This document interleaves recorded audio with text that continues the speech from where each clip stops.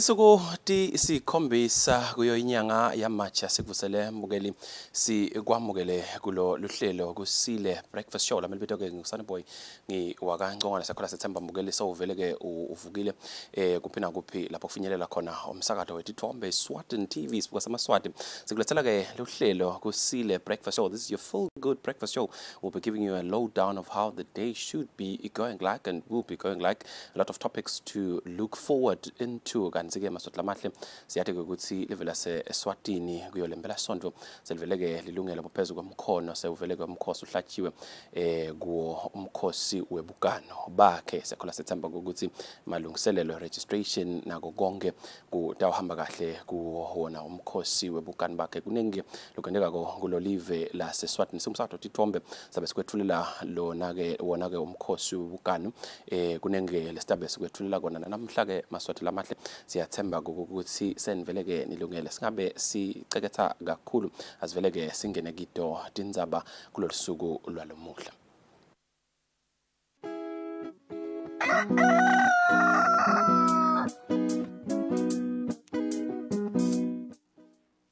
Kude lesinye isikhathi ngaphandle kwalesi aba research bafunze. Being risky means ukuthi nalokuwa kwayo kulula. Nathi kufuna sente ukukhicita lokusemndeni.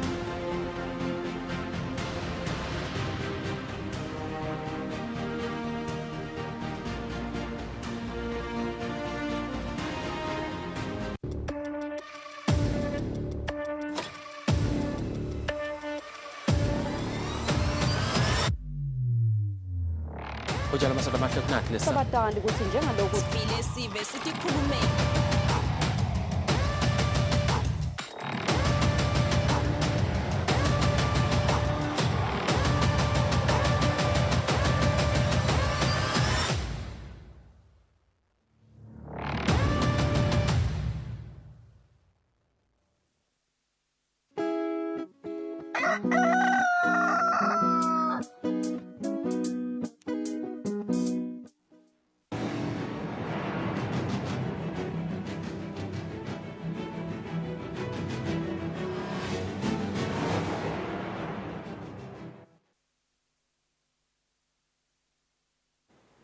Kusele masota mahle asivele sethabele nati tindzaba ngaloke lulwimi lesiswati liphini landvunankulu umhlonishwa wathu Kusile dladla sokuthatheke bomake ukuthi abathanze bantwana babo bemantombazane kanye nalabo ke bebafana liphini landvunankulu ke lithi amantombazane akaqhubeke aniketwe imfundo kanye ke namakhono kakhulukati lawo etebuchwephesha kanye ke nete science ukuthi ke batawuhlomiseka ngendlela letawenda ukuthi amantombazane atithanze kutogwemeka ke kwanza kwekuhlukubetana liphini landvunankulu ke belikhuluma ngesikhathi kugutshwa ke lusuku labomake i-Women's Day ezulwini.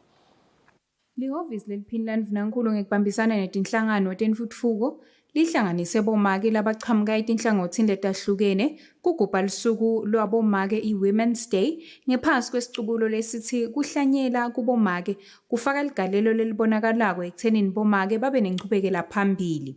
Akhuluma kulo msebenzi liphini landvunankulu umhlonishwa wathu lidladla lisibomake ababasekele bantfwana babo ngendlela letabenda babe nelikusasa lelichakazile. When we speak of woman empowerment, let us empower our young girl. Let us instill the self-worth in the young girl. Similarly with our young boy. Let us tell them about the importance of growing up, the importance of an education, the importance of having a family to take care of. So as Khulumen letindzaba, we've come up with an aggressive action plan. Emahhovisi netinhlangano letisekela live atibophelele kwesekeleni bomake nemantfombatana bakuleli. It is imperative for us to recognize that safeguarding women's rights is crucial for the overall development of nations and societies. And it is a challenge that all government should strive to address. It is crucial to acknowledge that while we have made strides in higher echelon of the representation in the parliament, in the government, women at lower levels of leadership do not fare well. Women therefore need to be empowered so that they become aware of their rights and of the importance of the socioeconomic and political contribution they can make for the country's progress. We are focused on women today, as well we should be. But it's not a zero-sum game. Boys suffer from their mothers not having opportunities as much as girls. And it has an impact for generations. Lo msebenzi wenteka nje leSwatini lende imetamo lebonakalako ekuthenini bomake batfole ematfuba lalinganako njengoba live lime ku-29% ekumelelekeni kwabomake ephalamende. Lo msebenzi wephethe ngekuthi liphini Ndvunankhulu libuke imisebenti bomake labayentako. Itindzabeni kubika Sondo Mlangeni ngisezulwini. Emalunga elikomiti lelibuke kusebenta kwelitiko letemisebenti lemkhulu nekutfutsa akhatsatekile ngesimo semgwaqo yala kuleli lesibanga ukuthi kuphila kwesive kube likhuni. Emalunga bekade yatsingitsa umbiko wekusebenta kwalelitiko kumnyaka timali wa 2023-2024. Lo mbiko wethule induna yetemisebenti lemkhulu nekutfutsa umhlonishwa Sikhulu Ndladlaza Ndwandwe. Nalelitiko kwakona labapota khona kubaphathi babo nabo kuncane labangabasita ngabo. Ngongise sihamba but I understand ukuthi kulukhuni makuthi wakude le cash flow ngonje ngidawucela induna ukuthi kutsemadude ibiti portfolio ibekele lesithombe ndawusebenzisana kahle kusahamba iminyaka basibone lesithombe isitolo besithola naye imali naye ye regraveling namhla kwavalwa itolo besithola naye imali naye ema road reserve nyalo ingaka lapho ke batawulapheka bahlonishwa chairman. Nawe yaka agriculture kude imoto nawe yakuphi kude imoto ngiyakholwa ukuthi kuleti imoto leti dawo onke ematiko sile makhaya la kumele ngabe sita lesive khona la kuhlala lolundu khona akusafikeki ngoba sekude imali kuleti ndzaba dawona lo mgwaco ngoba chairman umgwaco kude ifile on a serious note. Now hamba leti godzini kuyesabeka so saba nekuvela kulabantu ngoba labantu nawuvela lekibo baphe ukukhuluma ngenza ukuthi buka sakhethana buka tindvomo ngabekisa nje ngithi vele solo sakha indlela lekufanana njenge ithole stokhona ukuthi lemgwaqo ihlala imakiwe njengoba soyiqalile nje ngiyibona lebheka kamanzini inawo imdweba lesekhanya laphasi njengoba bakhala nje bahlonishwa bakhala ngemgwaco lapha nalapha umuntu minister uyacela ukuthi noma ngabe mhlambi bese nibona ukuthi probase ine problem balani lemgwaco yeni lenithi nini ingcono nangi losuka la kamanzini uyele embadla bene ulungisa nyalo but udulile lo ngicela sale indlu imane isibukela lo mbiko sicela nje sinesicelo ukuthi sisekele kulesicelo sebudget lesethulako endlini isisekele yosincomela endlini simane siyitholele imali lenganga 1,878,739,000 emalangeni. Indvuna elitiko letemphilo umhlonishwa Mduduzi Mathebula utsike elitiko lakhe litimisele ke kuniketa sive lusito letemphilo lisezingeni lelisetulu. Indvuna ke bekade ikhuluma naye ethula sendlulela mbiko sekusebenta ke kwalelitiko leminyaka timali umnyaka wa 2023-2024 endlini bayisikhulu. Nendzaba ke yabo central medical stores ukuthi kuyasetshenzwa kuzama ku-improve leyo security nema controls la khona lapha. Imoto setfakiwe ama-cameras lebe angasasebenzi kwekuthi khona kumonitora taphinze tafakwa naloko lokuthi igadzako kwekuthi tikuphi tihamba kuphi kwaphinzwe nakulama facilities avuswa emakhamera nakuma facilities siyawafaka emakhamera le etibhedlela nyalo kuzama kumonitor ukuthi kwendekani. Health infrastructure, equipment and transport in Chapter 8. The ministry is implementing 14 capital projects amounting to 178.8 million. Even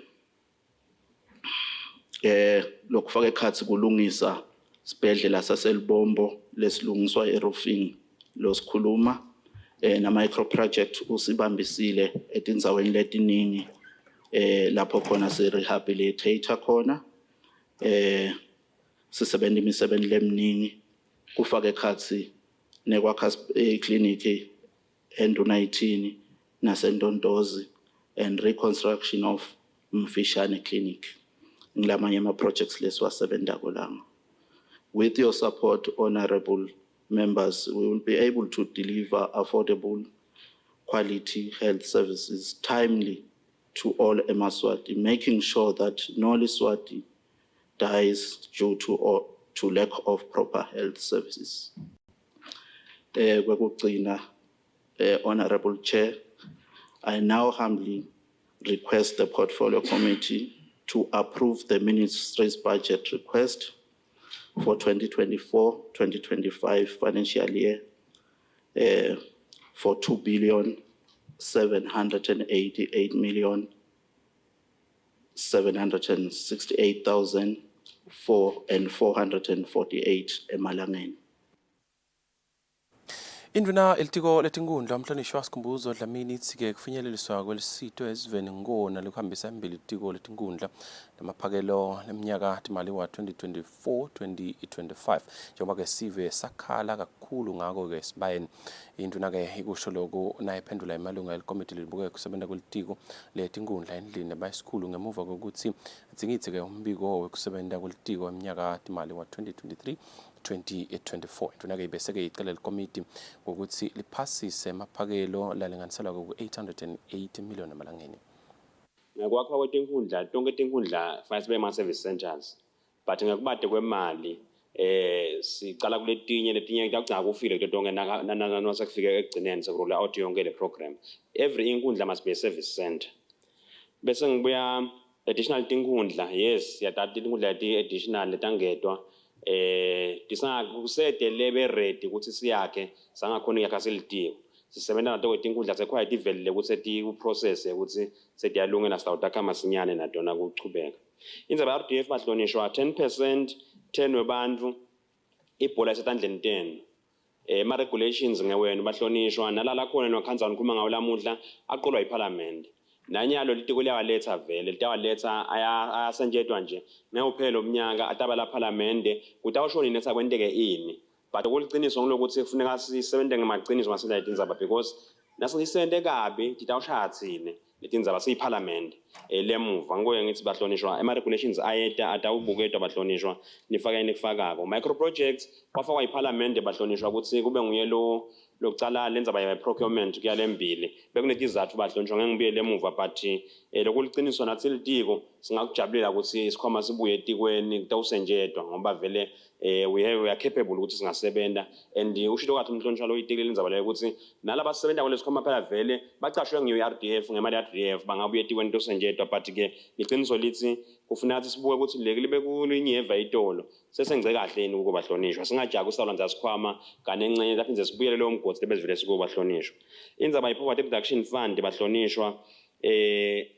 ama regulations ayasenjetwa ayasenda finance nalabe RDF itawufika Live Eswatini litsinga imigomo lefanele yekwenda ukuthi iticelo noma ke ticale ke kusebenta tindzawo letikhetsekile tekwenda ke business ama special economic zones lokho kuvetwe ngochwephesha wenkampani International Integrated Systems ilive ke le Taiwan Jerry Wang lebekatse ke yenda ke licwaningo lekubuka ukuthi lihlelo lema special economic zones lungathuthukiswa kanjani kuleli lembuke wethuleke hotel le Hilton Garden Inn eMbabane.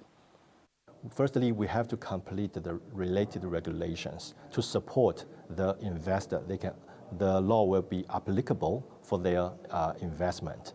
Jerry Wang uthi uma kungalungiswa kahle imigomo lokungasita ukuthi tinhlangothi letahlukene tati ukuthi kufanele tisebente kanjani. Uchubeka uthi leSwatini linato takhiwo kanye netimfo letifanele tekwenda kwekuthi lolu hlelo lusebente. That can create the predictable environment for the investors to their investment. Mapalane lomkhulu etiko letekwatisa phesheya Dube uthi basebenzisana nelitiko letemabhizinisi kuqinisekisa ukuthi lolu hlelo luba impumelelo. Dineng letinto lofuna sitibuke kufuna sitibuke tsine ngala ngekhathi siphinde sibuke futhi nangaphandle nekwekuthi tinhlangano lesi-affiliate kuto wona lo mthetho uthi tsinsa kanjani ikakhulu leti hambelana nekuhambiswa kwetimali nawo konke leto tintfo leto. So it's important lokuthi sikubukisise sikunikete liso lelibanti lokuhle lokuthi le commitment inengakhulu inkulu nale support esinayo. I-Royal Science and Technology Park ithi njengobe lo mbiko sowetfuliwe itawukhulumisana nato tonke tinhlangothi letitsindzekako kutsi luphutfunyiswe lolu hlelo njengobe lihlose kukhulisa umnotfo welive. Etindzabeni teSwatini TV kubika Nelson Ngamandla nginavuma inkhosi inzinisa embabane. Libandla lilawula emandla i-Eswatini Energy Regulatory Authority lithi-ke sive singaphaphuleki mayelana nokuthi inzego yagesi itawunyuka nakuqala kumnyaka lomusha wahulumende. Tekla Maphosa libukeke kuxhumana kunomlawuli uthi-ke kukhula kwenzengo yinto lokwavunyelwana ngayo ngeminyaka wa-2022 ukuthi gesi utawukhula ngetigaba eminyakeni lemibili. Lokwentekako akusiko info lelensha.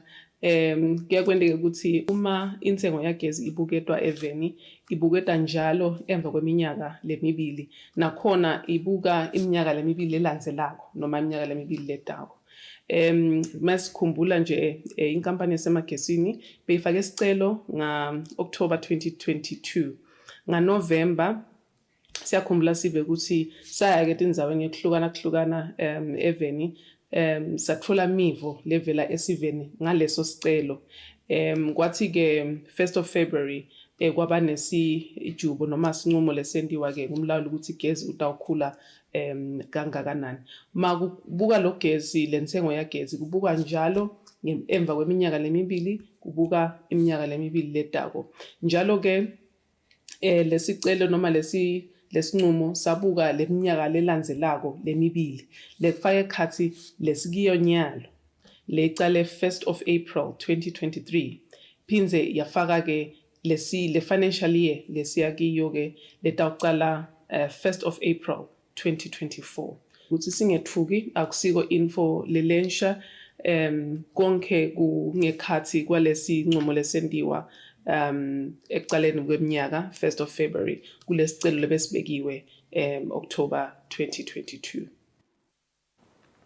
Inzengo yagasolina kubheka ukuthi ikhule kusukela-ke ngalesihlanu embikweni lothunyelwe ngumabhalane politiko etemcebo waphansi nemandla dockers lamene ukuthi-ke petrol kanye na diesel utawukhula-ke nga-1 lilangeni 10 cents parafini-ke utawukhula nga-50 cents kanti-ke dlamini uthi lokukhula kwale nzengo yagasolina kubanga-ke kuthengiselana lokukhona etimakethe ta-oyili njengoba-ke lilangeni elicathaniswa nelidola lasemelika likhombeke kwehla ngenyanga yendlovana. Petrol-ke kubheke ukuthi ubite-ke 21 amalangeni na 60 cents ilita, diesel utawubita-ke 22 amalangeni 90 cents ilita, bese kuthi paraffin yena utawubita-ke 17 amalangeni 25 cents ilita. Siqhubeka nato indzaba mbukeli lijaji lenkantolo lenkulu uNkosinathi Maseko selitikhweshisile-ke kulalela indzaba lapho khona libandla lelilwa nengohlakalo i-Anti-Corruption Commission lifuna-ke kubuketwa kwesijubo selijaji lelikhulu lapho-ke latsi letinye tihluko-ke temtsetfo lolwane ngohlakalo wemnyaka wa-2006 ade hambisani-ke nemtsetfo sisekelo welakuleli. Lijaji Maseko-ke belikadze lilalele lendzaba nelijaji Mamsi Dlamini kanye-ke nelijaji Justice Mavuso. Ngesikhathi sihlala ekuseni lenkantolo lijaji lenkantolo lenkulu uNkosinathi Maseko belikase lilalele lendzaba nelijaji Mamsi Dlamini kanye nelijaji Justice Mavuso. Inkantolo igucile lapho khona labamelele labathinzekako kulendzaba babonene nemajaji amathathu emahovisini abo. Utsite nayibuya kwesibili lijaji Mamsi Dlamini livetile ukuthi lijaji Maseko selitikhweshisile kulela lendzaba kulandzela sicelo lesivele ngesikhathi labathinzekako bahlangane nemajaji emahovisini kuma-chambers. Lelicala libe selichubekiselwe embili kumhla titini enyangeni letako lapho khona kubheka ukuthi inkantolo ibuka indzaba yokuthi ifanele yini vele ukuthi inkantolo ingalalela lendzaba. Lathi lijaji lelikhulu ubheka maphalala nalenta lesijubo lesashiya libandla lelo nenkohlakalo i-Anti-Corruption Commission lingasebenti kahle lelibandla laseligijimela enkantolo emacala landlulisiwe iSupreme Court kuyofuna ukuthi kubuyeketwe lesijubo. Inkantolo emacala landlulisiwe yajuba ukuthi lendzaba ayibuyele emuva kuyololelwa ngemajaji e-full bench lapho okuseminyakeni lemine leyengcile. Lokhu kulandzela ukuthi lijaji lelikhulu lacitha sicelo lebesifakwe kulelibandla. Lelibandla belifuna lokwakwaba indvuna yelitiko letemabhizinisi kanye nekuthengiselana Gideon Dlamini kanye nasomabhizinisi welive laseNigeria Fred Ngeri kanye nemkakhe esindile ukuthi baboshelwe macala lahambisana nenkohlakalo. Ijaji elikhulu lenta statement libe singaphoceleli kodwa lesenta ukuthi letinye tehluko lokufaka ekhathi sehluko selishumi athambisana nemithetho sisekelo etindzabeni kubika Fortune Dlangamandla ngisenkantolo lenkulu. Leyo bekathi alilunga leParliamentary lenkundla yaseNtondozi ngeminyaka wa-1998 kuya ku-2003 Musanzi Manze usolakele ihhovisi lakaMaster ngekuvalela ngaphandle maketala wakhe ekuzuzeni efeni lemyeni wakhe. Zimanze-ke uthi lo maketala wakhe longasekho emhlabeni Jane Fihliwe Simelane washada nemufi John naye longasekho-ke emhlabeni. Kodwa-ke le hhovisi lakaMaster labeka make lomncane walendoda yamthatha ngekumteka Nduyana ngokuthi kube nguye lo wabalelifa. Musanzi Manzi uvele embi kwekhomishana lephenya tinsolothe kungaphatheki kahle kwemafa ehhovisini lakaMaster ahambisana nemkakhe Cecilia loyindvodzakati yalomake lomdzala Jane Fihliwe Simelane lokhishiwe kusazuze efeni lemyeni wakhe. Lelifa lemumfi John Simelane lifaya ekhathi titani letimbili sinye singone phaka kamanzini bese lesinye sikumathendele enhlangano Nzimanzi ulandzisa ngelusizi lwabo. Make Simelane the first wife ngoba la ku marriage certificate ukuthi the order of marriage ukuthi the first la kule Swazi law and custom ithi the order of marriage is the second. Lokusho ukuthi ke the first order of marriage make even though one survive ababe she was never included in the distributing account. Lele secretary, that's number one issue. Because she was left out. Naslater le certificate but about recognize akube legal in terms of ukuthi ibigamy iba kuphi ngoba phela kumele udivorce ekuqala bese kuyongena ke ngesiswati Swazi law and custom unaso twakwenda konke angibone constitution iyakuvumela phela ukuthi kwephuleke umthetho. Communication zero kaMaster zero tinqasi sithola konje sithola through Ngampalala Khumalo. Bokhomishana bale khomishana lephenya kungaphatheki kahle kwemafa ehhovisini kaMaster ibayishile lendzaba ekungafaka kwamake lomdzala efeni lemyeni wakhe. Or whoever was in the office completely disregarded the average certificate. So ukuthi bobabili ba at least under customary laws, in which case never nam exclude ngoba sebenza exclude nje completely ngilapho bangeba khona. Nasi singeba khona mhlawumbe ukuthi kwayangani noma ningasamthatha even as a customer noma kamcivil even as a customary wife. Lisikala lobuwe kwabiwa kwemafa ehhovisini lakaMaster kaHlatsi Thobile Maziya uthi basafuna certificate semshado salomake lomdzala. We had a meeting on this matter. Wathi ke ihlengethwa usaya kuyofuna le certificate because certificate bathi aku100 vele kuyofuna. Wathi so communicateile nabo client bakhe wabatshela ukuthi abahambe bayofuna le certificate because lele abridged asikhuluma asichazi so it is not helping us. So sinenje simelele certificate ukuthi so sitholile inhlengeni.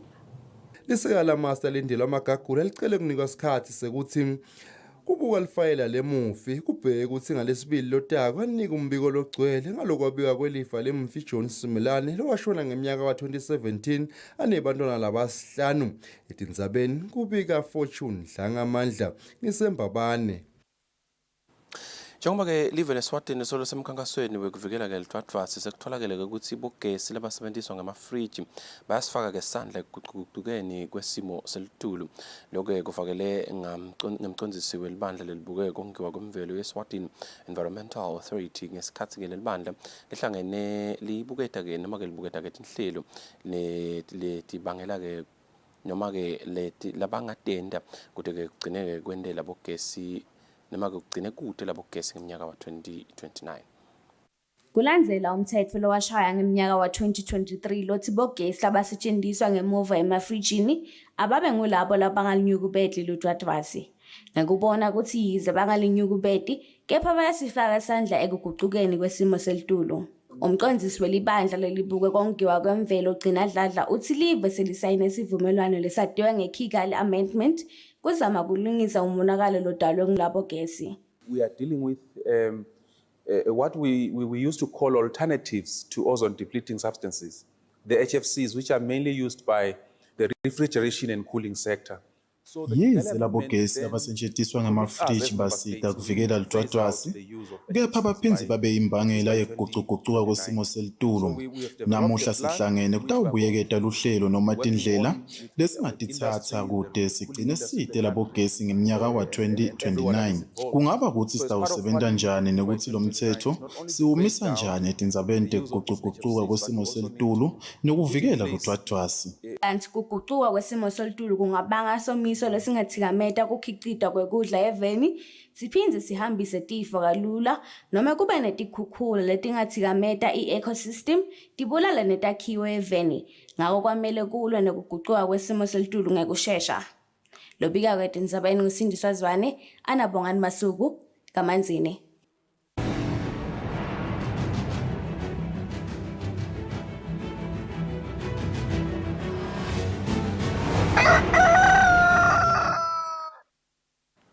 Mbukele salo bukele wona umsakazo thithombe Eswatini TV sikulo ke lihlelo Kusile breakfast show kunathi ke indzaba sicetha ngalo limi leSwati nasenza kuzivulela singena kunathi temidlalo litiko le temidlalo ke lithi indzawo ye temidlalo ebheke ukuthi yakhiwe ndonjeni letawuhlalisa ke bantu labangu 500 lokungenani itawukhona ke kudlalisa imidlalo lemine litiko ke lithi lesakhiwo sibheke ukuthi ke sicale kwakhiwa kuphela ke lomnyaka lendzawo ke lena iniketwe ke maphakelo la ngo 5 million emalangeni umbukelo ke uyatiswa ukuthi tithombe letikulo mbiko atisito leto talesakhiwo lokubekwa ke ngaso iplani iyayisho njalo but ke ngekuphinza uganze ukuthi ulimitwa ngelama budgetary constraints ubese so khanda ukuthi lokhu possible kwenda but at least more than one sport because maybe 4 because for instance siyanje ukuthi khona lama sports lekuthiwa ngema primary sports ma foundations for instance ematubane yabo they've got to be there so you've got to try at least mhlawumbe accommodate kumbe 3 codes or so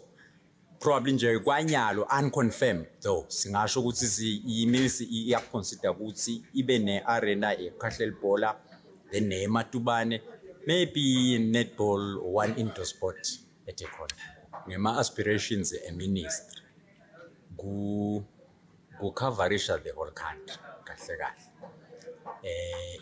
but specifically ke le yasendonjeni sports arena vele nge-ministry i-on iyayisebenta it should have started 2 years ago but ke kwatholakala ukuthi lo msebenzi lofuna kwendiwa mhlawumbe udzinga ema-funds lasithi so angabi sufficient lawa lebeka khona that time it was 2.3 million so ke lokumcokanya lo ngibeke ukuthi iphindze yaba khona i-additional funding lechamuke ku-government for the next financial year lolo daba so at the moment kufika leto ndleko leto then I think it will take off.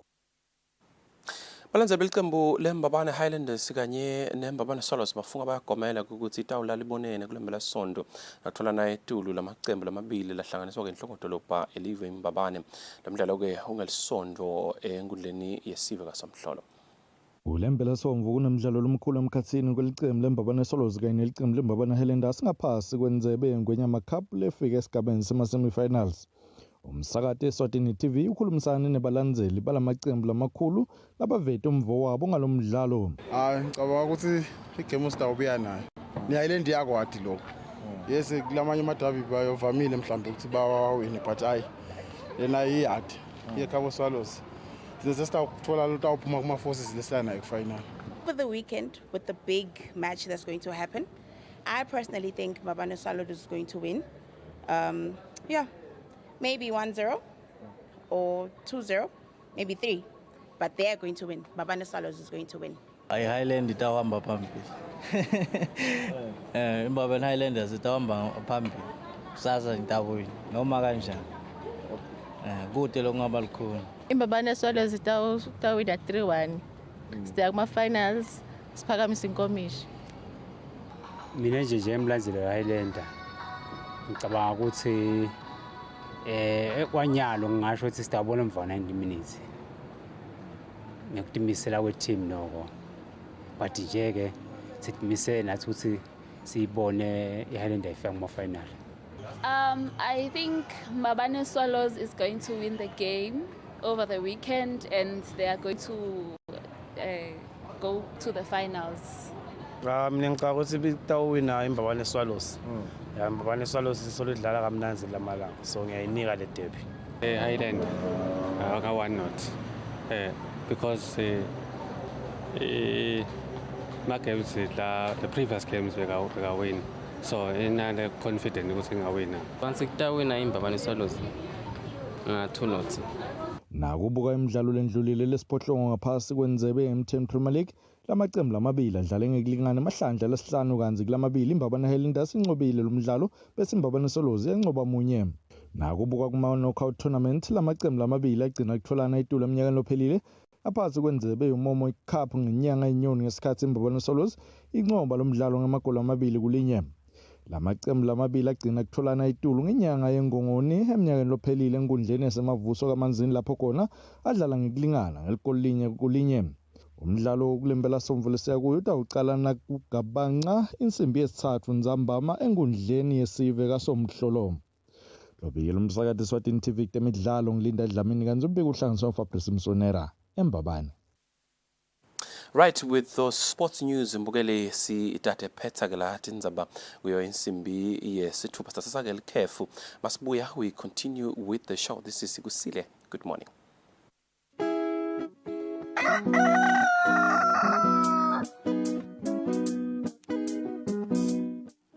Vibes from Moves. Studio One is back on your screens with brand new episodes. Brand new episodes.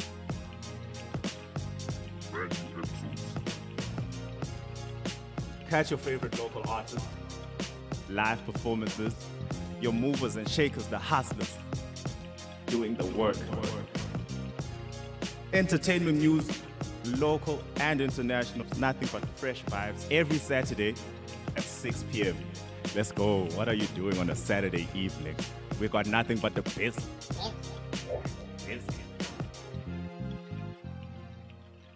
Vibes from Moves.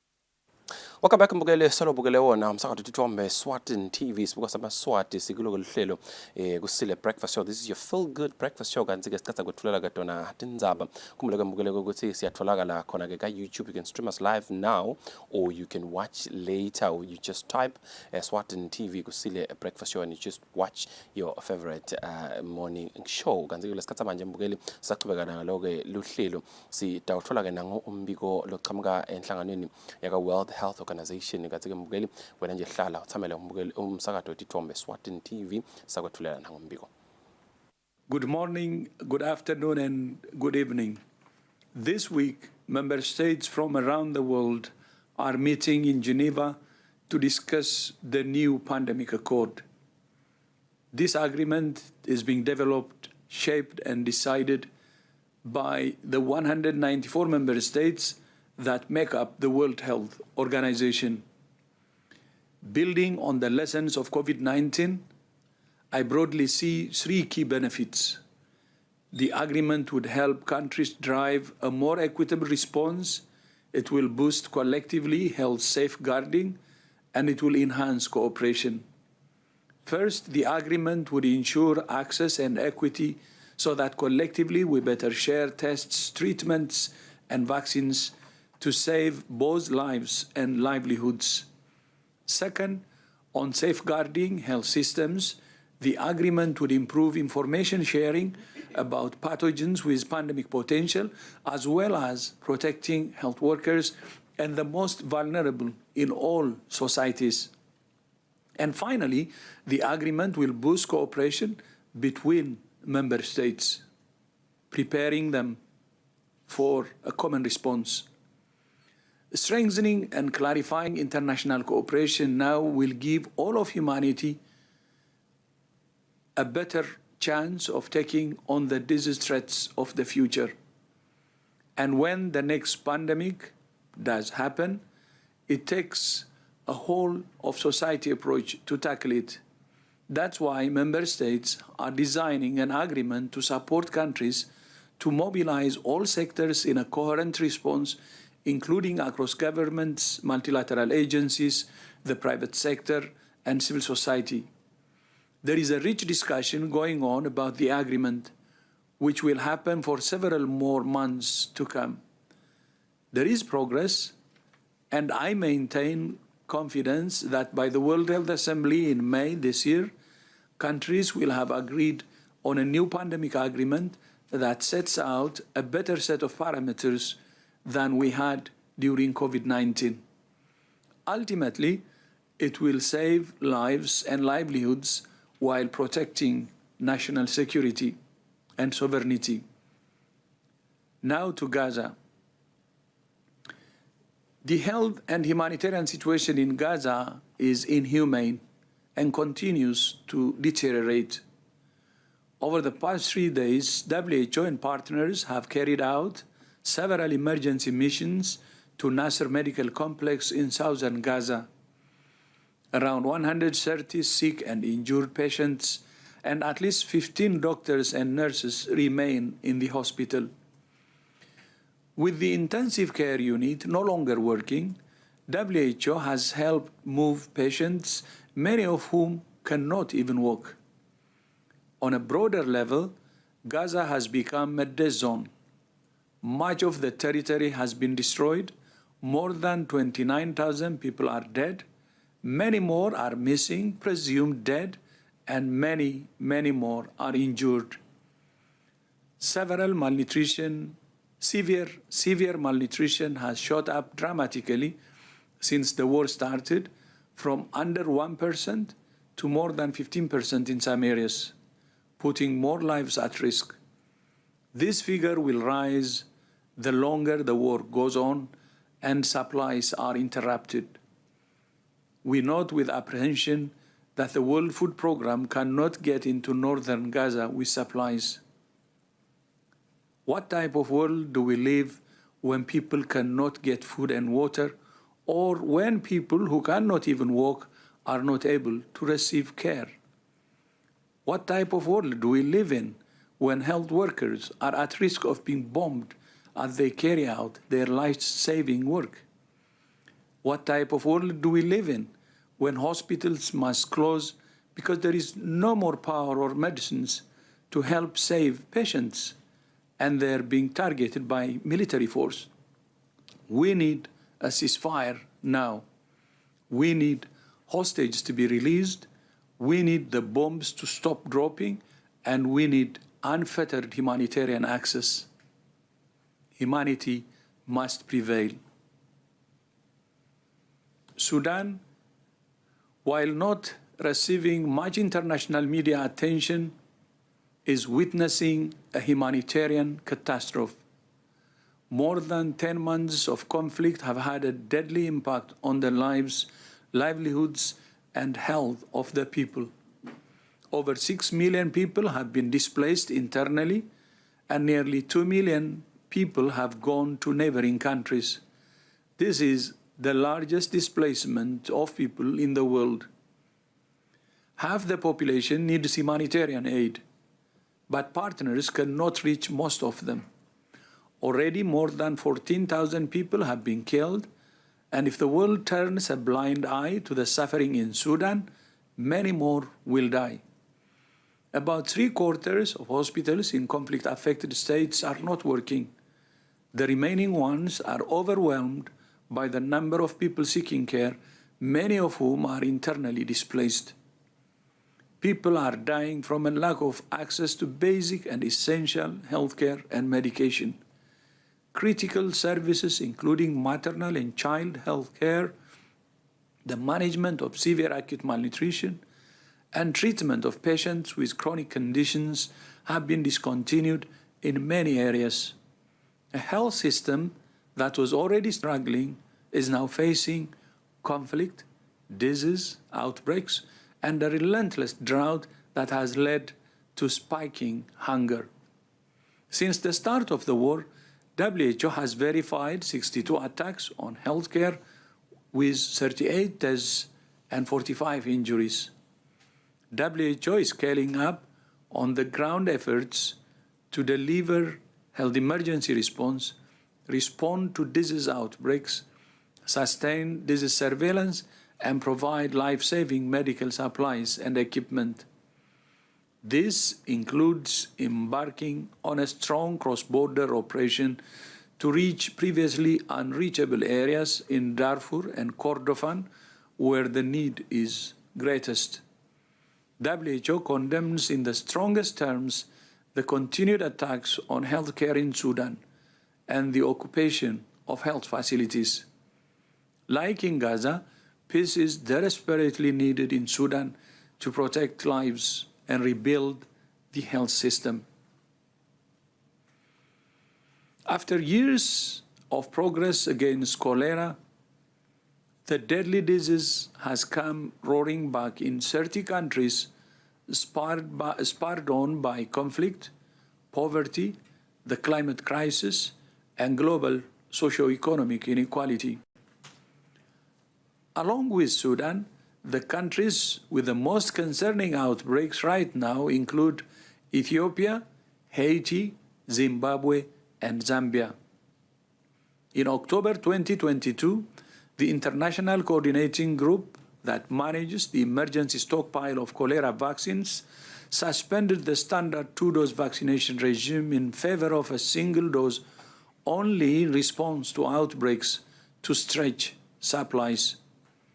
Despite this extreme measure, at the start of this year, the stockpile was empty. 0 doses are left, while 15 countries are reporting active outbreaks. So what do we need? We need the world to wake up to the rapidly growing threat represented by cholera. First, it's important to ensure people have safe water and access to toilets that don't contaminate their surroundings. This means investing in major infrastructure projects and working directly with affected communities. Second, as cholera spreads so rapidly, honing a surveillance system that can detect outbreaks quickly is key to delivering effective treatment and rolling out vaccines to those in need. Third, it remains important that global vaccine production is incentivized, increased, and nurtured regionally. This is a critical element as the trend toward more and bigger cholera outbreaks continues.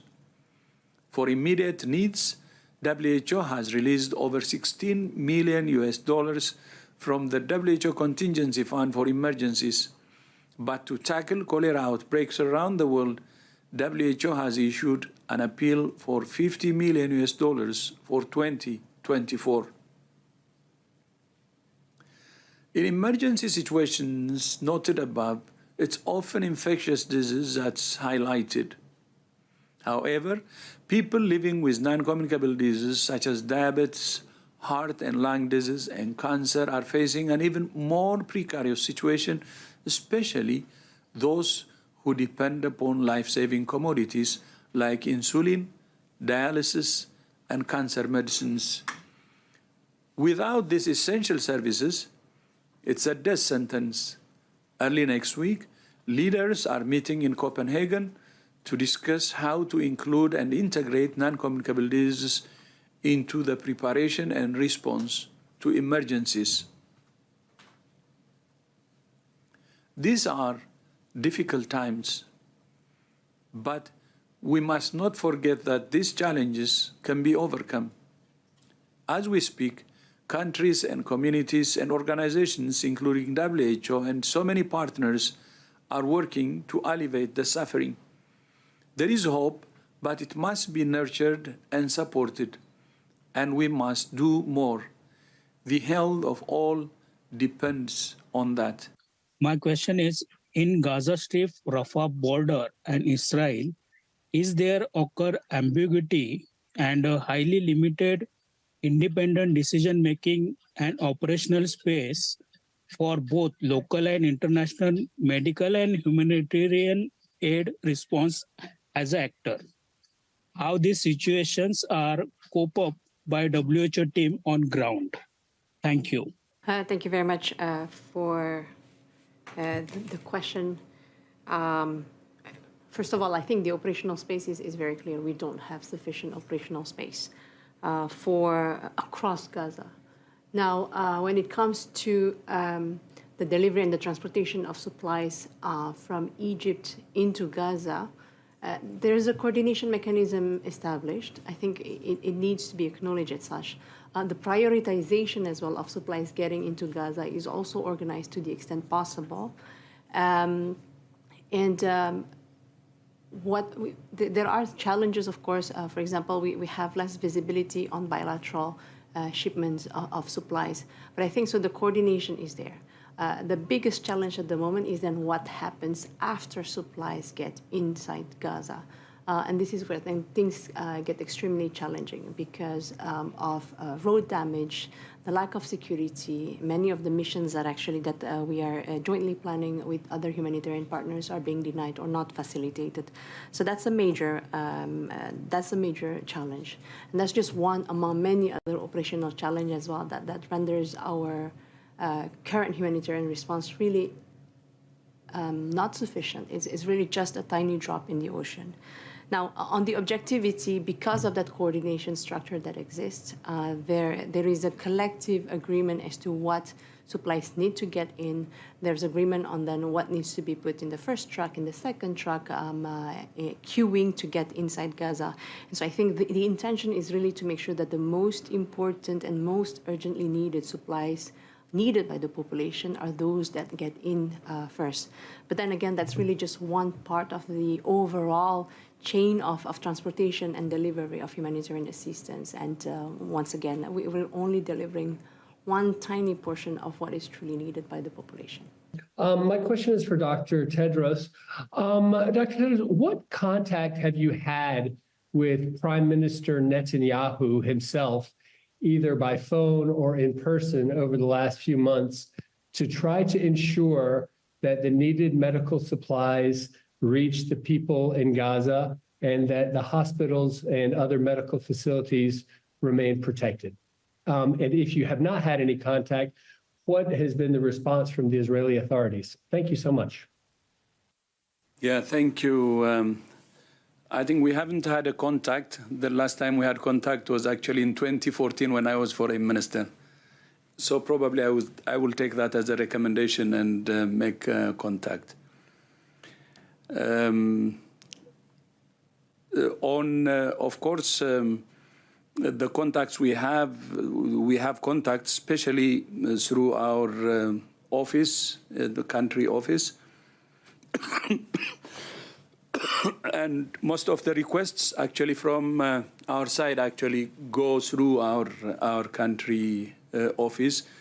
And I hope our WR can maybe explain about the contact we make, based on the issues actually of joint concern.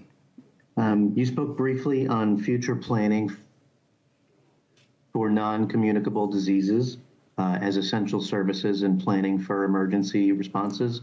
Can you speak more about some of those objectives? Yes, so we're preparing for a major meeting next week in Copenhagen, in which we'll be getting together with partners from around the world to really discuss how we can increase the focus on these non-communicable diseases in emergency situations. Because historically, as you know, when we talk about emergencies or disasters, we assume we're going to be dealing with injured people, and people understand that. We assume that there may be epidemic risk because people understand that. But what's often forgotten is that displaced or refugee populations or populations who've lost access to their homes and their medicines or lost access to healthcare also lose access to care for long-term diseases like diabetes, like hypertension, people with disabilities, people with mental health conditions. So in a disrupted system, particularly where that disruption lasts for a long time, And again, historically, with the short-term emergency, people very often have enough medicine, they have enough health to carry them over. It's when these conflicts or when these disasters last for months and even years where the system becomes incapable of delivering for those individuals or where the healthcare itself becomes inaccessible to the community, where the healthcare system is being attacked, and where the community are afraid to access that healthcare.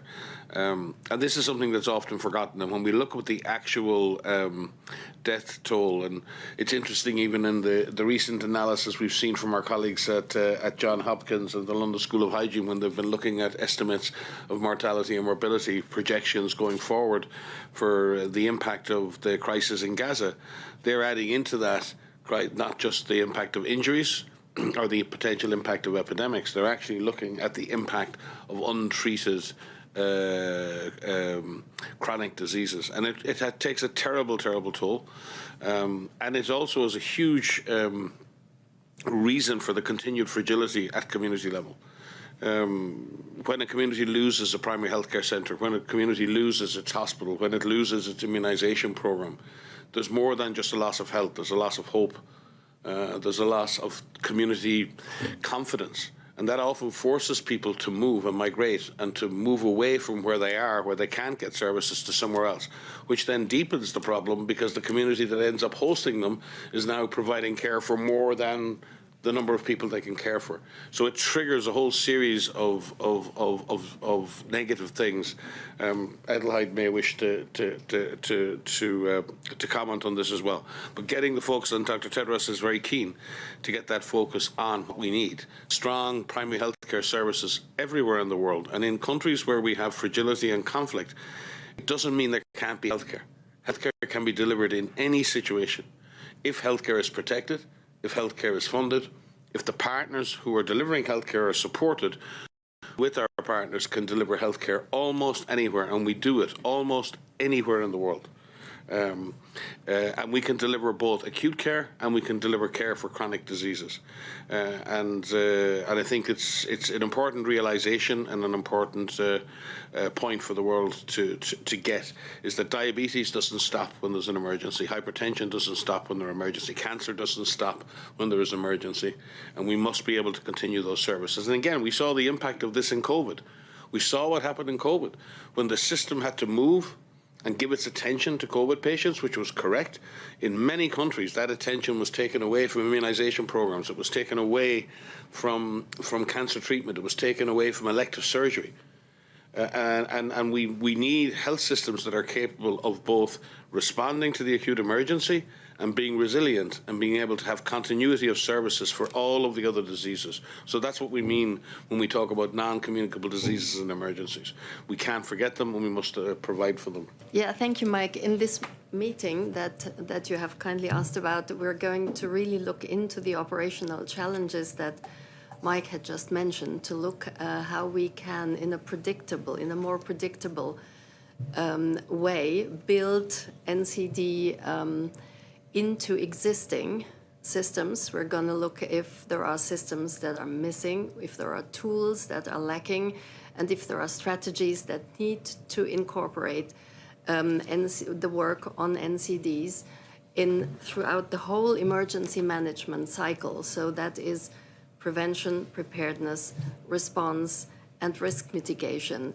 We're going to look into issues of displacement and how that can be tackled, or how that influences the work on NCDs in emergencies, and the mechanisms that we can strengthen to strengthen health systems addressing NCDs in emergencies.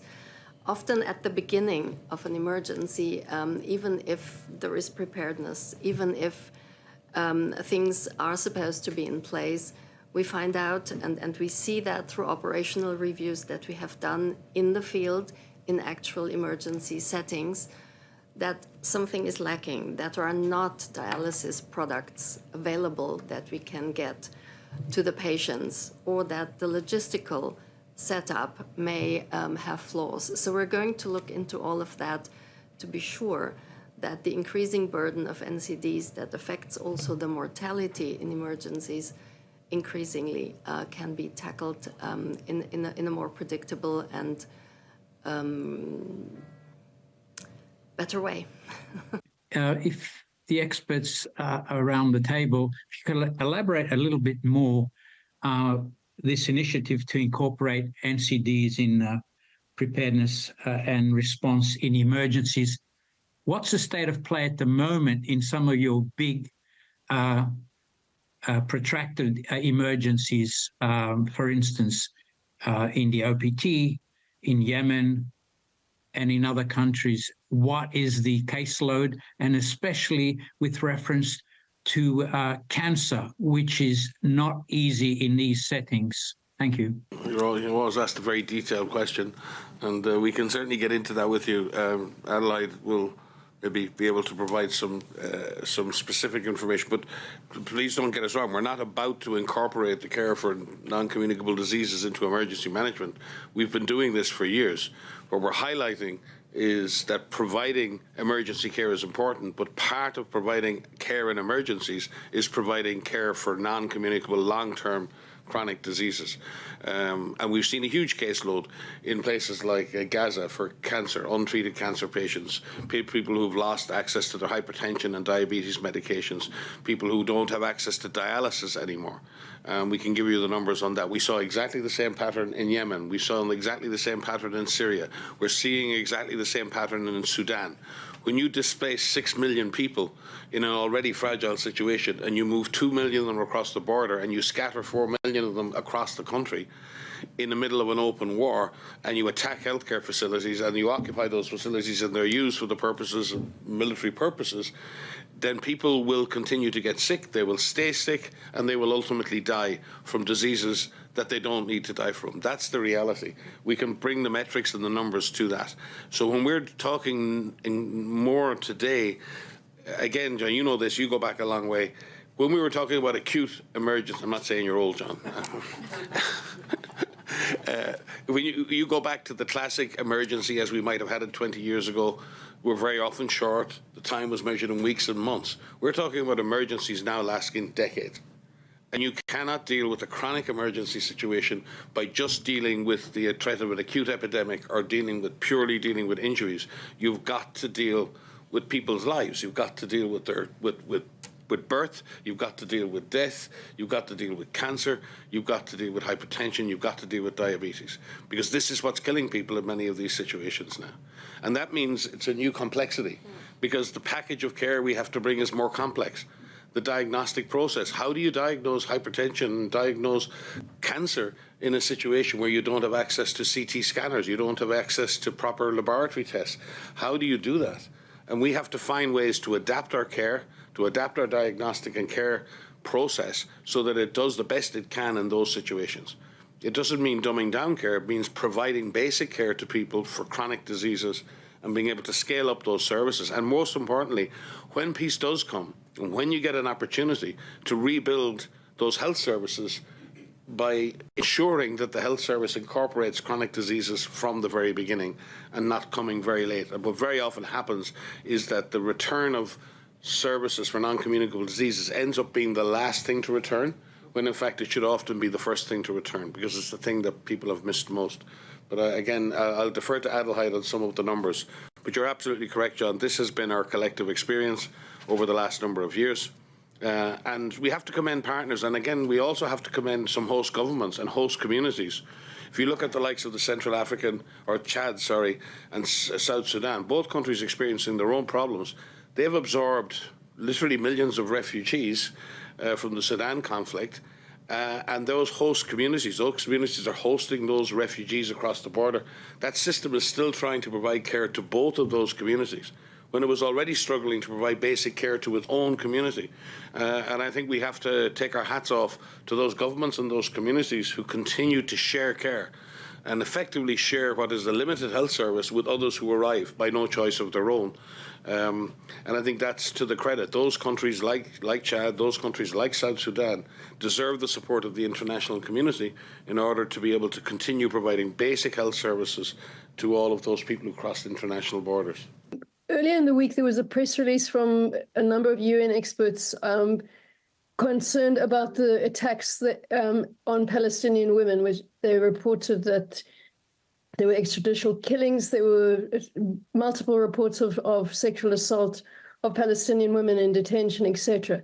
I just wondered whether any of the WHO people had come across, people on the ground had come across similar such incidents, and whether you would support their call for there to be an investigation into these allegations. Thank you.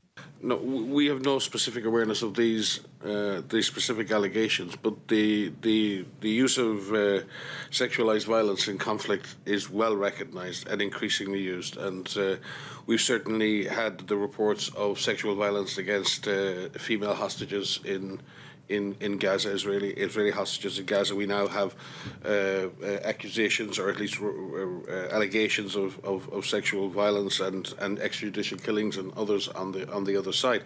I think all of these require investigation by the appropriate authorities, because Steve spoke to this. You know, even war has rules. Even war has rules. And what we're seeing increasingly, and we were discussing it before we came online today, the number of situations in which the basic rights of people, of civilians in war, are not being respected. Civilians have a right in war not to be attacked. They have a right not to be denied healthcare. They have a right not to be raped. They have a right not to be denied food. They have a right not to be besieged. They have a right to free movement. They have a right to congregate. They have all these rights. These are rights we all have. These are inalienable rights. And in conflict after conflict after conflict, they are being ignored and, to a point, weaponized. In fact, it's not even that they're being ignored. They're actually being actively used as weapons to prosecute war. And that's happening on all sides of conflict, and it's particularly happening, we've seen it now in conflict after conflict after conflict. So WHO's position on this, we have no specific information related to these allegations. We believe that all allegations should be investigated by the appropriate authorities, especially those that involve sexual violence, because, again, we're continuing to witness an ever-expanding use of this as a tool of war. But, again, we have no specific knowledge regarding these specific allegations. Right, it's 2 minutes past 7 a.m. Bugele solo bugele wona msakho thithwa Eswatini TV sibuka samaswati silogele hlelo ikusile breakfast show. This is your feel good breakfast show. Kaze ke siyakhola September mbugele ukuthi konke kusahamba kahle khona la ekuseni. And we're just from a media briefing from the World Health Organization on global health issues lapho ke beba tsingitsa khona tindzaba yakhathi imbili ecibekako between Israel and Gaza. Kaze ke mbugele kulesikhathi samanje we shall move on with the program, and at this time we shall go to the news.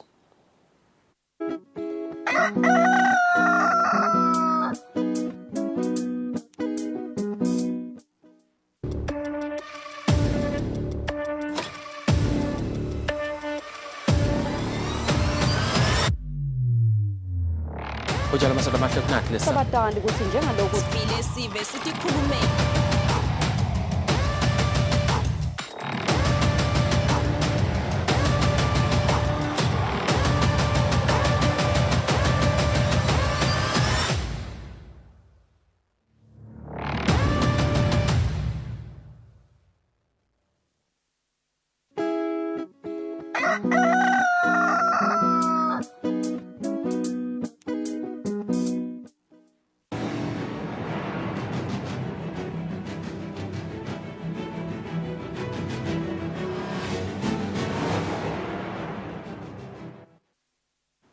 Welcome back and welcome to the news. Our opening stories. Deputy Prime Minister Honorable Kusile urges women to embrace their roles in nurturing and supporting their children, and also emphasizes the importance of education for young girls. Now, the Deputy Prime Minister emphasizes the significance of providing girls with education, particularly in fields like mathematics, science and technology, as she believes the empowerment of girls in these areas is key to fostering independence and ultimately combating poverty. Lala was speaking during commemoration of the 2024 Women's Day. The Kingdom of Eswatini celebrates Women's Day under the theme Invest in Women, Accelerate Progress. The Deputy Prime Minister's Office, in collaboration with the development partners, convened women from diverse sectors for the occasion. During the commemoration, Honorable Tulidladla emphasized the importance of women loving and supporting their children. When you speak of woman empowerment, Let us empower our young girl. Let us instill the self-worth in the young girl. Similarly with our young boy. Let us tell them about the importance of growing up, the importance of an education, the importance of having a family to take care of. So as we've come up with an aggressive action plan. Development partners underscored the significance of investing in women. It is imperative for us to recognize that safeguarding women's rights is crucial for the overall development of nations and societies. And it is a challenge that all governments should strive to address. It is crucial to acknowledge that while we have made strides in higher echelon of the representation in the parliament, in the government, women at lower levels of leadership do not fare well.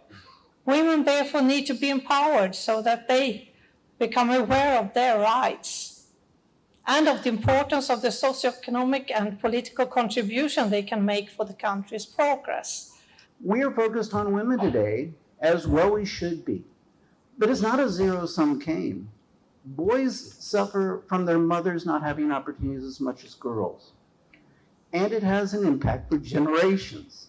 The country has demonstrated substantial progress in promoting gender equality, boasting a commendable 29% representation of women in parliament. The Deputy Prime Minister then taught stalls showcasing the remarkable work accomplished by women in various fields. Eswatini TV News Sondomlangeni, Ezulwini. Members of Parliament are concerned about the bad state of country's roads, which makes life difficult for the citizenry. Now, members of Parliament were debating the Ministry of Public Works and Transport's performance report for the financial year 2023-2024, which was presented by the Minister of Public Works and Transport, the Honourable Chief Ndladla Ndwandwe.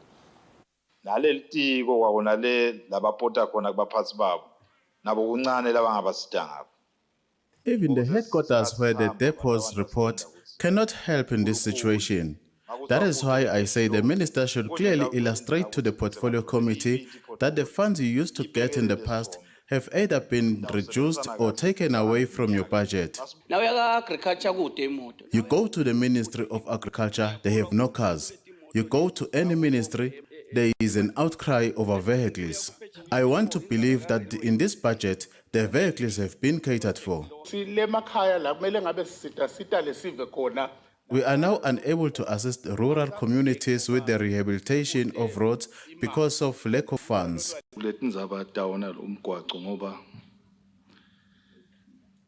Chairman, concerning the roads, they are all in a bad state. The electorate is now disappointed with us because of this.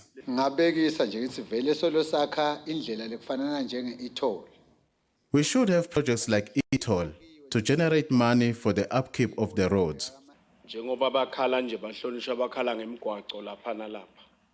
As MPs complain about the roads, please reconsider the decision on pro-base. The highway to Mbadlane is being rehabilitated already, yet it's new and it's very expensive. May I humbly request the committee to support us in the budget request of 1,873,739,000 emalangeni. The Minister of Health, the Honourable Mduduzi Matsebula, says his ministry is committed into the delivery of health care service to the nation. The Minister was speaking when delivering his preamble to the Ministry's performance report for the financial year 2023-2024 and further discussion of the Ministry's budget for the following financial year. Nenzaba-ke yabo central medical stores ngokuthi kuyasetshenzwa kuzama ku-improve leyo security nema controls la khona lapha. On the issue of central medical stores, we are working on improving the security system and other controls. Vehicles have already been fitted with CCTV cameras and tracking system. The cameras have also been installed at the health facilities around the country to monitor what goes on there. Health infrastructure, equipment and transport in Chapter 8. The ministry is implementing 14 capital projects amounting to 178.8 million. This includes the renovation of the Lubombo Hospital roofing, which is ongoing as we speak. Micro project has been of great assistance to us as we carry out this exercise, as well as in the construction of clinics at Ndunaitini, Dondozi, and the reconstruction of Mfishane Clinic. With your support, honorable members, we will be able to deliver affordable, quality health services timely to all Emaswati, making sure that no Liswati dies due to lack of proper health services.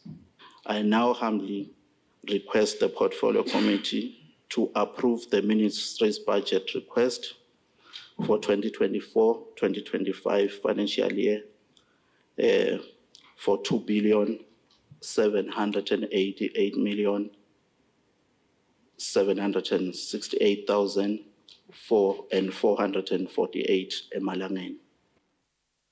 The Minister of Tingul Administration and Development, Honorable Skumbuzo Dlamini, says that decentralization of government services is a priority for his ministry, and as such, they will do everything possible to achieve this in the financial year 2024-2025. The Honorable Minister says this was informed by the submissions of Emaswati made at Sibaya. The Minister was responding to questions and concerns of members of the Portfolio Committee on his ministry in the House of Assembly, wherein the Minister requested a budget of about 880 million emalangeni for the implementation of the ministry's projects in the year 2024-2025. Ngokwakha kwenkundla tonke tinkundla fanele sibe ma-service centers but ngekubade kwemali sicala letinye kuyagcina kufile kuto tonke nasekufike ekugcineni sekurole out yonke le program. Every inkundla must be a service center. According to the philosophy of Tinkundla, they are all supposed to be service centers, but due to budgetary constraints, we are rolling out the service centers gradually. We will eventually cover the whole country. Concerning the new Tinkundla constituencies, we are waiting on them to indicate readiness for us to start building. Some of them have indicated that they are still in the process of preparing ground for building. About the issue of the rural development fund, all I can say is the ball is in your court. You are responsible for amending the regulations if there is a need. However, we have to be careful and deal with these issues in honesty, because if we don't apply ourselves, we will be haunted by problems that may arise. Micro projects was tasked by Parliament to do procurement for projects. We are, however, ready to take back that responsibility as we have capable staff. What is important is to make sure that the challenges that resulted to the transfer of this responsibility to micro projects have been removed. The Minister of Finance is working on regulations for the Poverty Reduction Fund with the aim of resuscitating it. Eswatini needs to complete regulations and procedures in order to operationalize the special economic zones. This is a recommendation made by the International Integrated Systems when presenting the blueprint plan or planning for single window service implementation of the Rural Science and Technology Park report at Hilton Garden Inn in Babane. Firstly, we have to complete the related regulations to support the investor. The law will be applicable for their investment, and also to review or to refine the organizations or the role and responsibility defined in the SEC Act, so that everyone knows what to do and their protocol, how to cooperate. It will be a very good help. Will be helpful for the investors. That can create the predictable environment for the investors to the investment.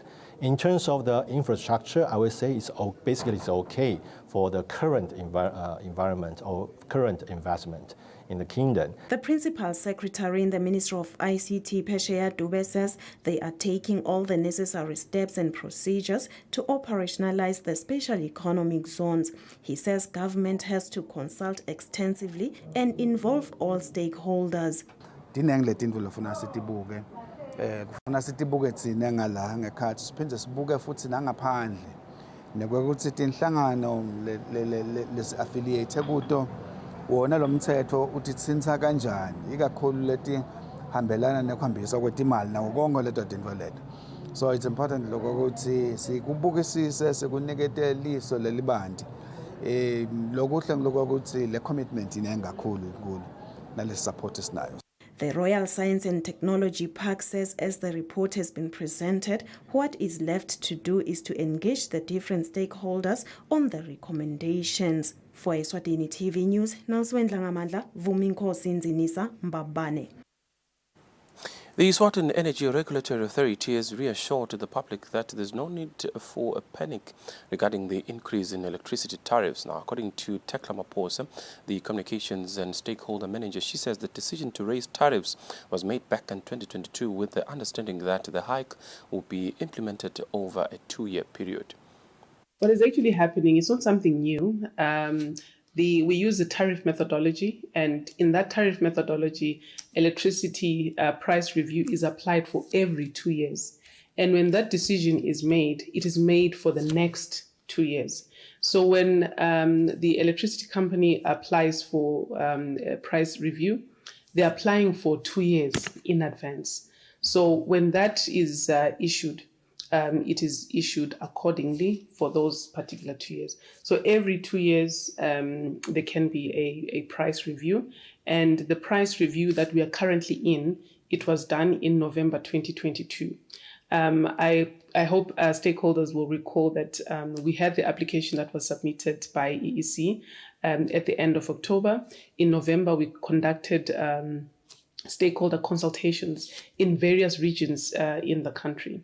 So from those stakeholder consultations, coupled together with the tariff methodology that we use as a country, which is also available on our website, the authority made a decision.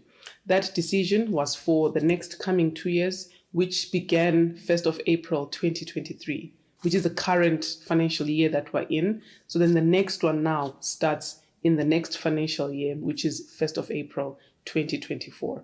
So stakeholder consultations were done for the 2 years. And likewise, it is going to be the similar thing for the next coming price review. Also, it will be for the next coming 2 years. The prices of both petrol and diesel will increase by 1 rand and 10 cents, while paraffin will increase by 50 cents per litre. In a press statement by the Principal Secretary in the Ministry of Natural Resources and Energy, Dorcas Dlamini, she says the new prices shall come into effect on Friday.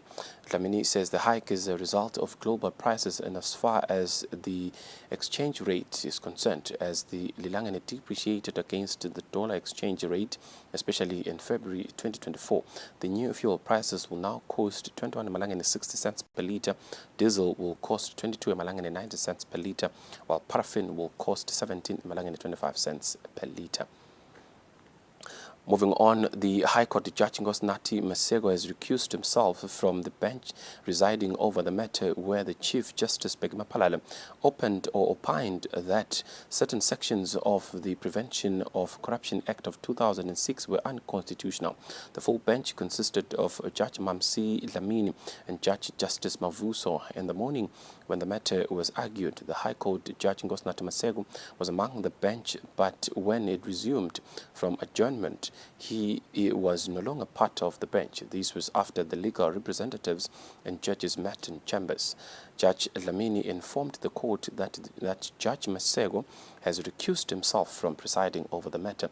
The judge further said the matter will be postponed to April 4th, 2024. The judge said this in the day, amongst other things, the court shall address the issue of jurisdiction. Chief Justice opined also that certain sections of the Prevention of Corruption Act of 2006 were unconstitutional. This was when the Chief Justice dismissed the application that had been filed by the anti-corruption to have former Minister of Commerce, Industry and Trade Gideon Dlamini together with Nigerian Nigerian Fred Ngeri and his wife Sandile arrested for alleged corruption-related charges. In 2015, the Chief Justice Obita dicta statements which were not binding but persuasive when he delivered the judgment to the effect that certain sections, including Section 12, were unconstitutional. The Anti-Corruption Commission appealed the judgment and Supreme Court referred the matter back to the High Court to be heard by the full bench. Dondozi, a member of parliament who served between 1998 to 2003, Musa Nzimanzi, has accused the office of the Master of the High Court for sidelining his mother-in-law from benefiting from her deceased husband's estate. Now, Nzimanzi said the office of the Master of the High Court overlooked her deceased mother-in-law, who is the deceased's first wife, and appointed a Tegart second wife to be executrix over the estate. Member of Parliament Musa Nzimanzi appeared before the Judicial Commission of Inquiry investigating alleged malpractice in the office of the Master of the High Court, accompanied by his wife, Kusile, who is the only daughter to the deceased first wife, Jane Fihliwe. The second wife is still alive. The estate of John Simlan includes a plot at Ngwane Park and another one at Matendele. The former lawmaker informed the commission that they were confused on how the second wife, who is traditionally wedded, eventually became the executor over the first wife, who is married in community of property. The first wife is Nzimanzi's mother-in-law. The first wife, ngoba la marriage certificate, the order of marriage, the first. La kule Swazi law and custom, the order of marriage is the second. The first order of marriage, even though one survivor, she was never included in the distributing account. That's number one issue. Because she was left out. Nas later, the certificate, but about recognized. The Judicial Commission of Inquiry currently probing the Master of the High Court office for alleged gross maladministration, abuse of power, and embezzlement of estate monies. Commissioners raised concerns regarding the exclusion of the first wife in her husband's estate. Or whoever was in the office completely disregarded the abridged certificate. So at least under customary laws, in which case never exclude exclude completely. Even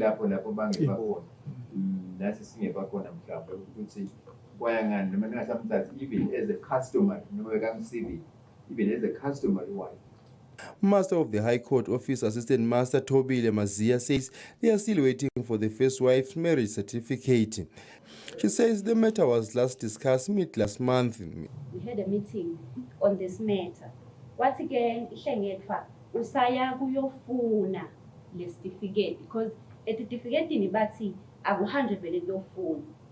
Wathi so communicate nabo client bakhe wabatshela ukuthi abahambe bayofuna le certificate because lele abridged asikhuluma asikhazi, so it is not helping us. So sinenje simelele certificate ukuthi so utholile inhlengeni. Meanwhile, Deputy Master Lindiola Makakula has to go through the file and she will present a full report next Tuesday. John Simelane died in the year 2017, leaving behind his 5 children. For Eswatini TV News, Fortune Hlangamandla Mbabane.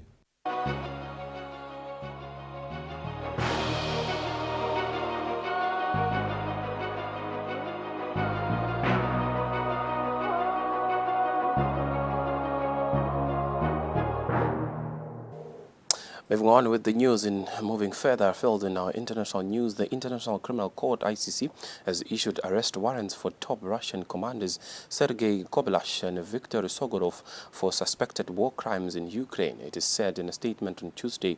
In March last year, the ICC issued warrants for the arrest of President Vladimir Putin and Children's Commissioner Maria Belova in war crimes charges related to the abduction of Ukrainian children.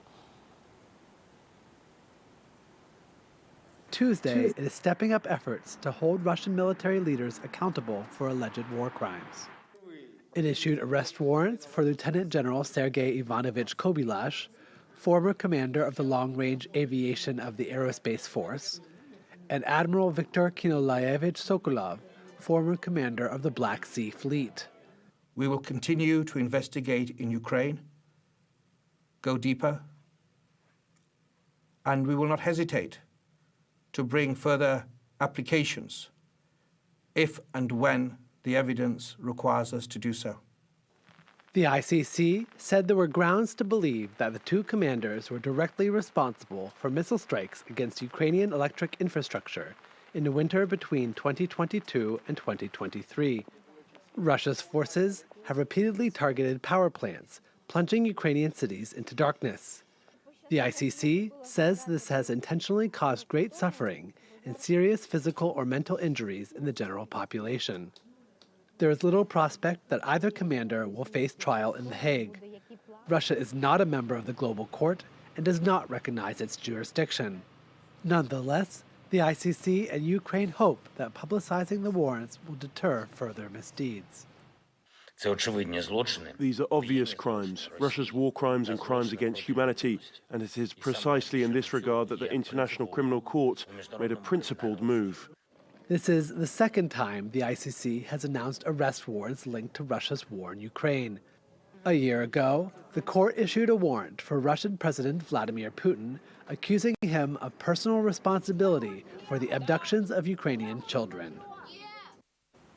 Now, indirect talks to end hostilities amongst the Lebanese-Israel border will begin during the Muslim month, holy month of Ramadan, which starts next week. Lebanese caretaker Prime Minister Najib Mikati said this on Tuesday.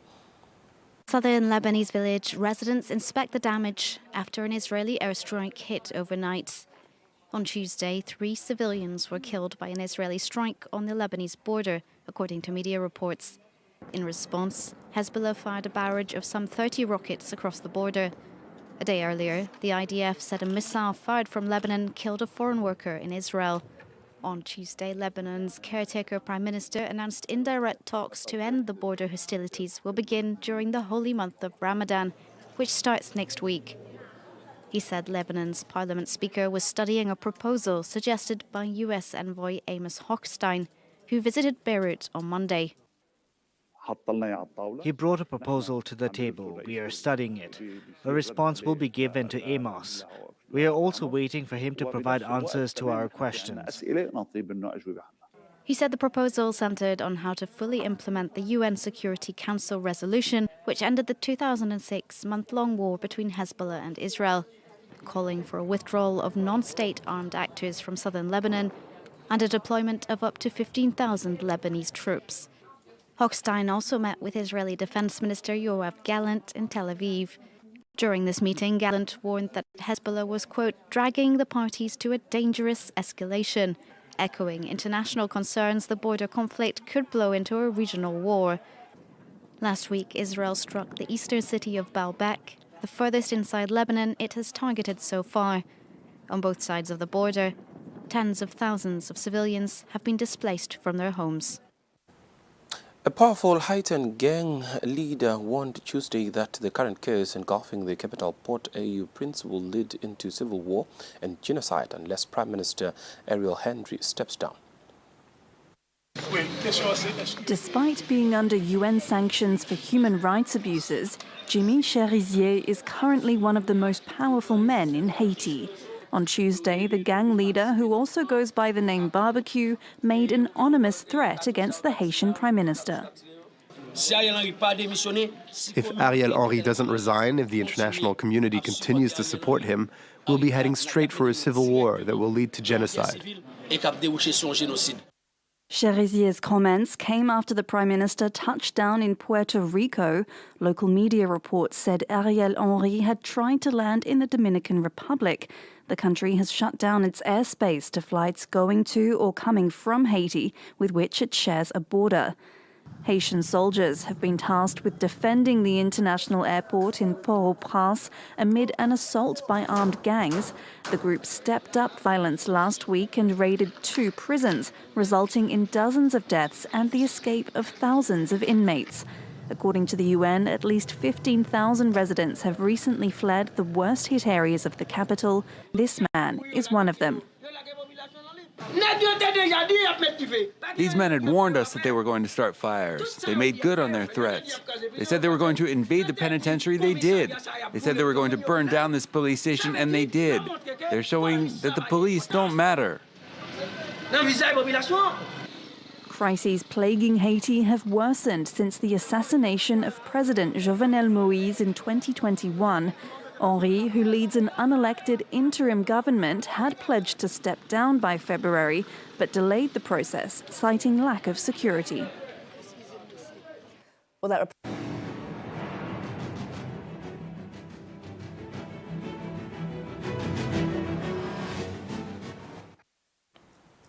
Welcome back in our sports news. The Ministry of Sports says the construction of a 500-seater sports arena is expected to be at Ntonjeni, and the whole region will have about 4 different sporting codes, and construction is expected to begin before the end of this year.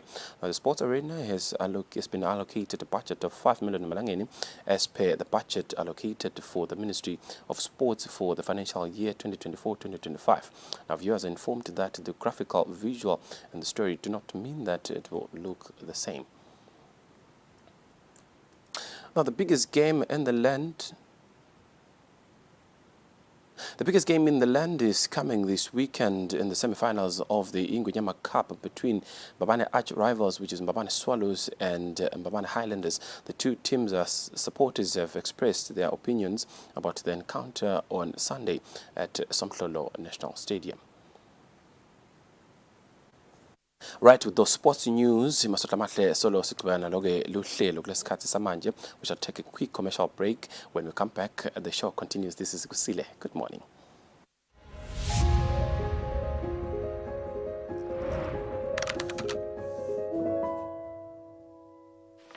If you have recovered from COVID but still have some symptoms, could that be long COVID?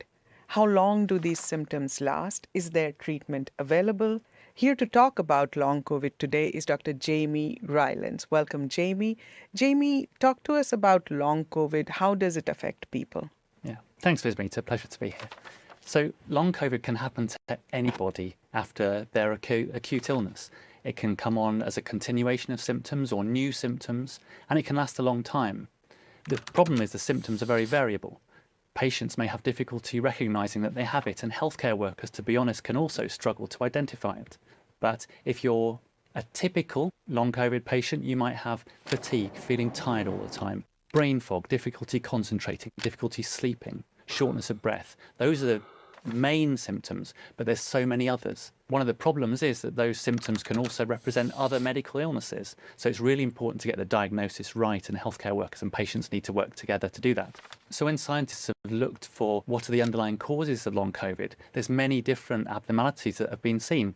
Things like very small blood clots or altered immune cell responses, abnormal triggering and responses within the nervous system, or changes in the usual bugs, the microbiome that we usually carry around with us. And that being so many different possibilities, there's no single one diagnostic test. That said, we need to get patients onto treatment. We focus on the things that are bothering them, the symptoms, and making sure their function comes back to normal. Jamie, do people experience long COVID differently? Are symptoms different, and why? Well, the obvious thing is no two people are the same, and it can be very different. That said, we do know some things that might predict whether you're more at risk of having long COVID or for how long the symptoms might last for. Jamie, talk to us about vaccination. So vaccination does help. It protects you against severe COVID disease, and it protects you against long COVID. At the other end of the spectrum, people who've had particularly severe disease are more likely to have long COVID, and the symptoms are likely to last longer. And that's people who have been admitted to hospital, or particularly to the intensive care unit. But we know that the health of people before COVID is really important as well. So long-standing or pre-existing health problems, respiratory disease, mental health problems, but many others can increase the risk that you suffer long COVID. And therefore, it's really important to try and keep and maintain a healthy lifestyle as much as possible. So we know that long COVID is a global problem. It can occur to anyone, anywhere in the world. What we need is for primary healthcare professionals to be able to recognise, assess and treat patients with long COVID. And the way people access their healthcare will vary around the world. Sometimes there may be specialty services for COVID, sometimes there may be specialist doctors, but very frequently, and particularly where resources are limited, there are not. And so it's really important that we empower primary healthcare providers to give patient-centred care close to home. And that's what we're doing at WHO, making guidance to help healthcare workers deliver high-quality care and educational materials to support them to do so. So, Jamie, how long do the symptoms last? And even though we don't have a pill per se, how can we help people who are suffering from long COVID? Well, the first thing is that most people recover fully, and that can take months. And of course, some people we know are badly affected for years. Although there isn't a specific medical treatment, what we really need to do is assess and treat patients for the problems that they have. Often that's associated with rehabilitation, getting people back to functional status to enjoy life and health. There are specific medical treatments for some people, and overall that goes a long way to helping increase quality of life. So I'm optimistic in the science delivering more treatments, and that's hundreds of clinical trials going on at present, and I'd encourage people to get involved where they feel able and where they're offered. So there's hope, I think, in terms of new treatments. But apart from the medical treatment, I think the biggest obstacle that people with long COVID feel at the moment is that their disease is not recognised. They're told that their brain fog or other symptoms are not real, and that's demoralising. So what they need is kindness and support through their treatment, and that comes from their family, their friends, their employers, because it's in everyone's best interests that people with long COVID don't feel alone and feel that they're supported throughout their recovery. Thank you, Jamie. That was Science in 5 today. Until next time, then, stay safe, stay healthy, and stick with science.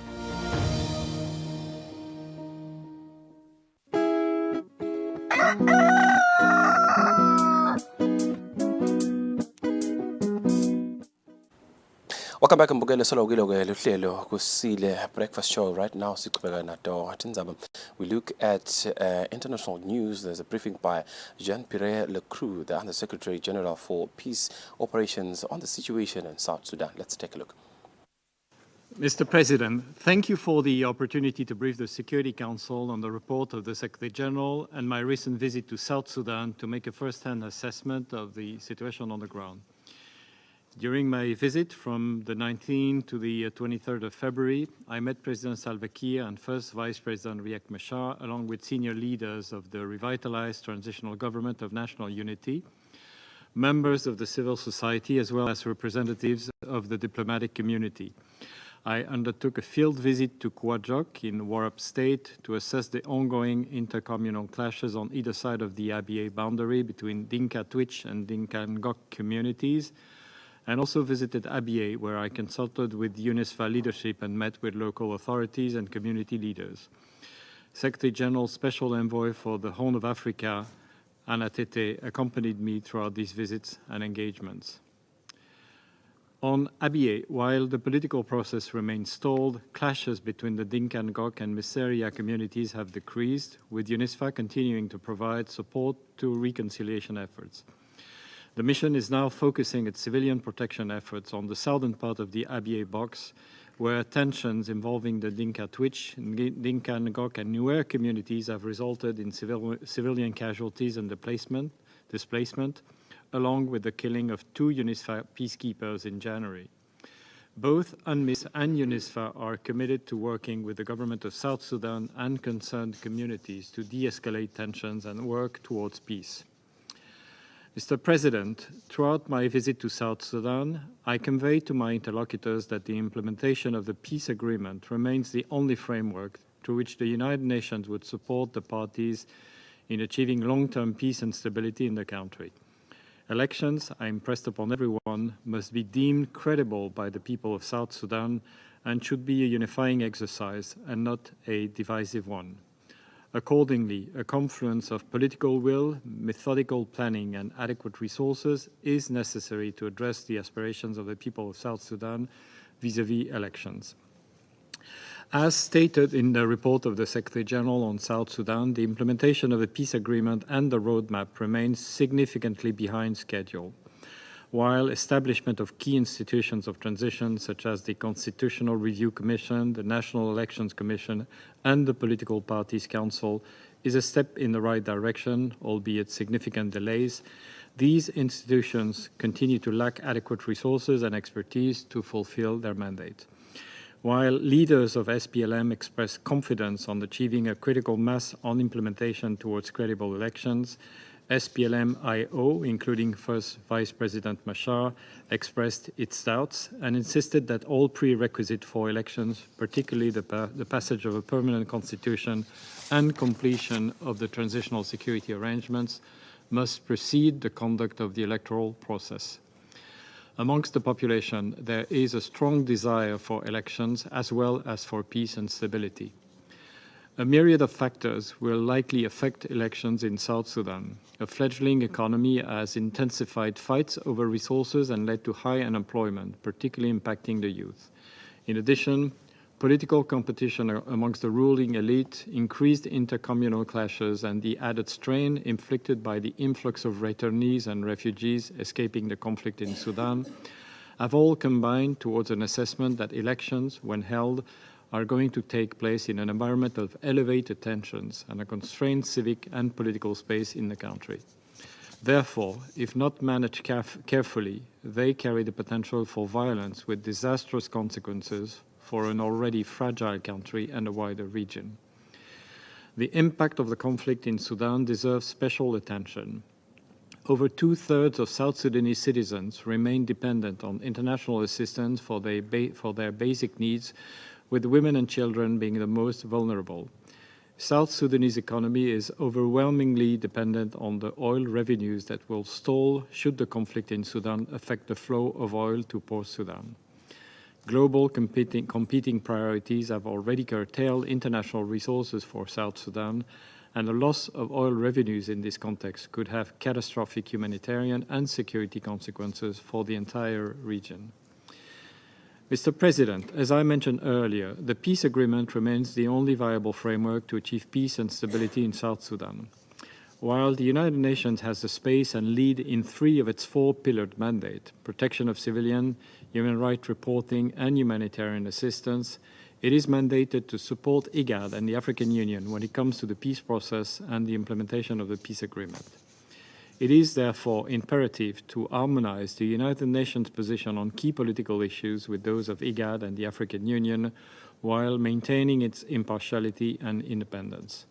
Both IGAD and the African Union have voiced their support for elections in South Sudan, and the United Nations will therefore offer as much support as possible in line with its mandate.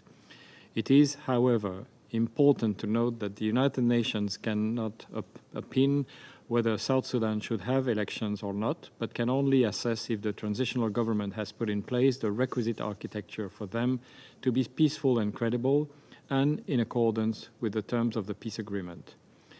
Failure to do so not only threatens the desired credibility and peacefulness of elections, but also the overarching framework, the peace agreement itself. As things stand, South Sudan is not ready for elections and a lot needs to be done. But as stated in the Secretary General's report, if the parties display political will and timely invest adequate resources, credible election can still take place before the end of the transition period. We must all acknowledge that despite the shortcomings in implementation, the peace agreement did instill a period of stability at the national level and brought opponents who fought 2 civil wars to the table and enabled them to govern from within a government of national unity. It is now time for all to come together to build on this achievement. Peaceful conduct and implementation of the outcome of the elections should, therefore, be a shared strategic goal of all stakeholders. Moving forward, the Government of National Unity needs to take urgent measures to resource institutions of transition, reach political decisions to complete transitional security arrangements and the constitutional review process as a matter of priority, and ensure a level playing field for all parties to participate in elections in a much more open civic and political space than what currently exists in the country. Legitimacy through elections can only be secured if the people of South Sudan believe that their voices were heard. The people of South Sudan have suffered far too much and for far too long. It is time for them to finally receive the peace dividend they deserve. Thank you.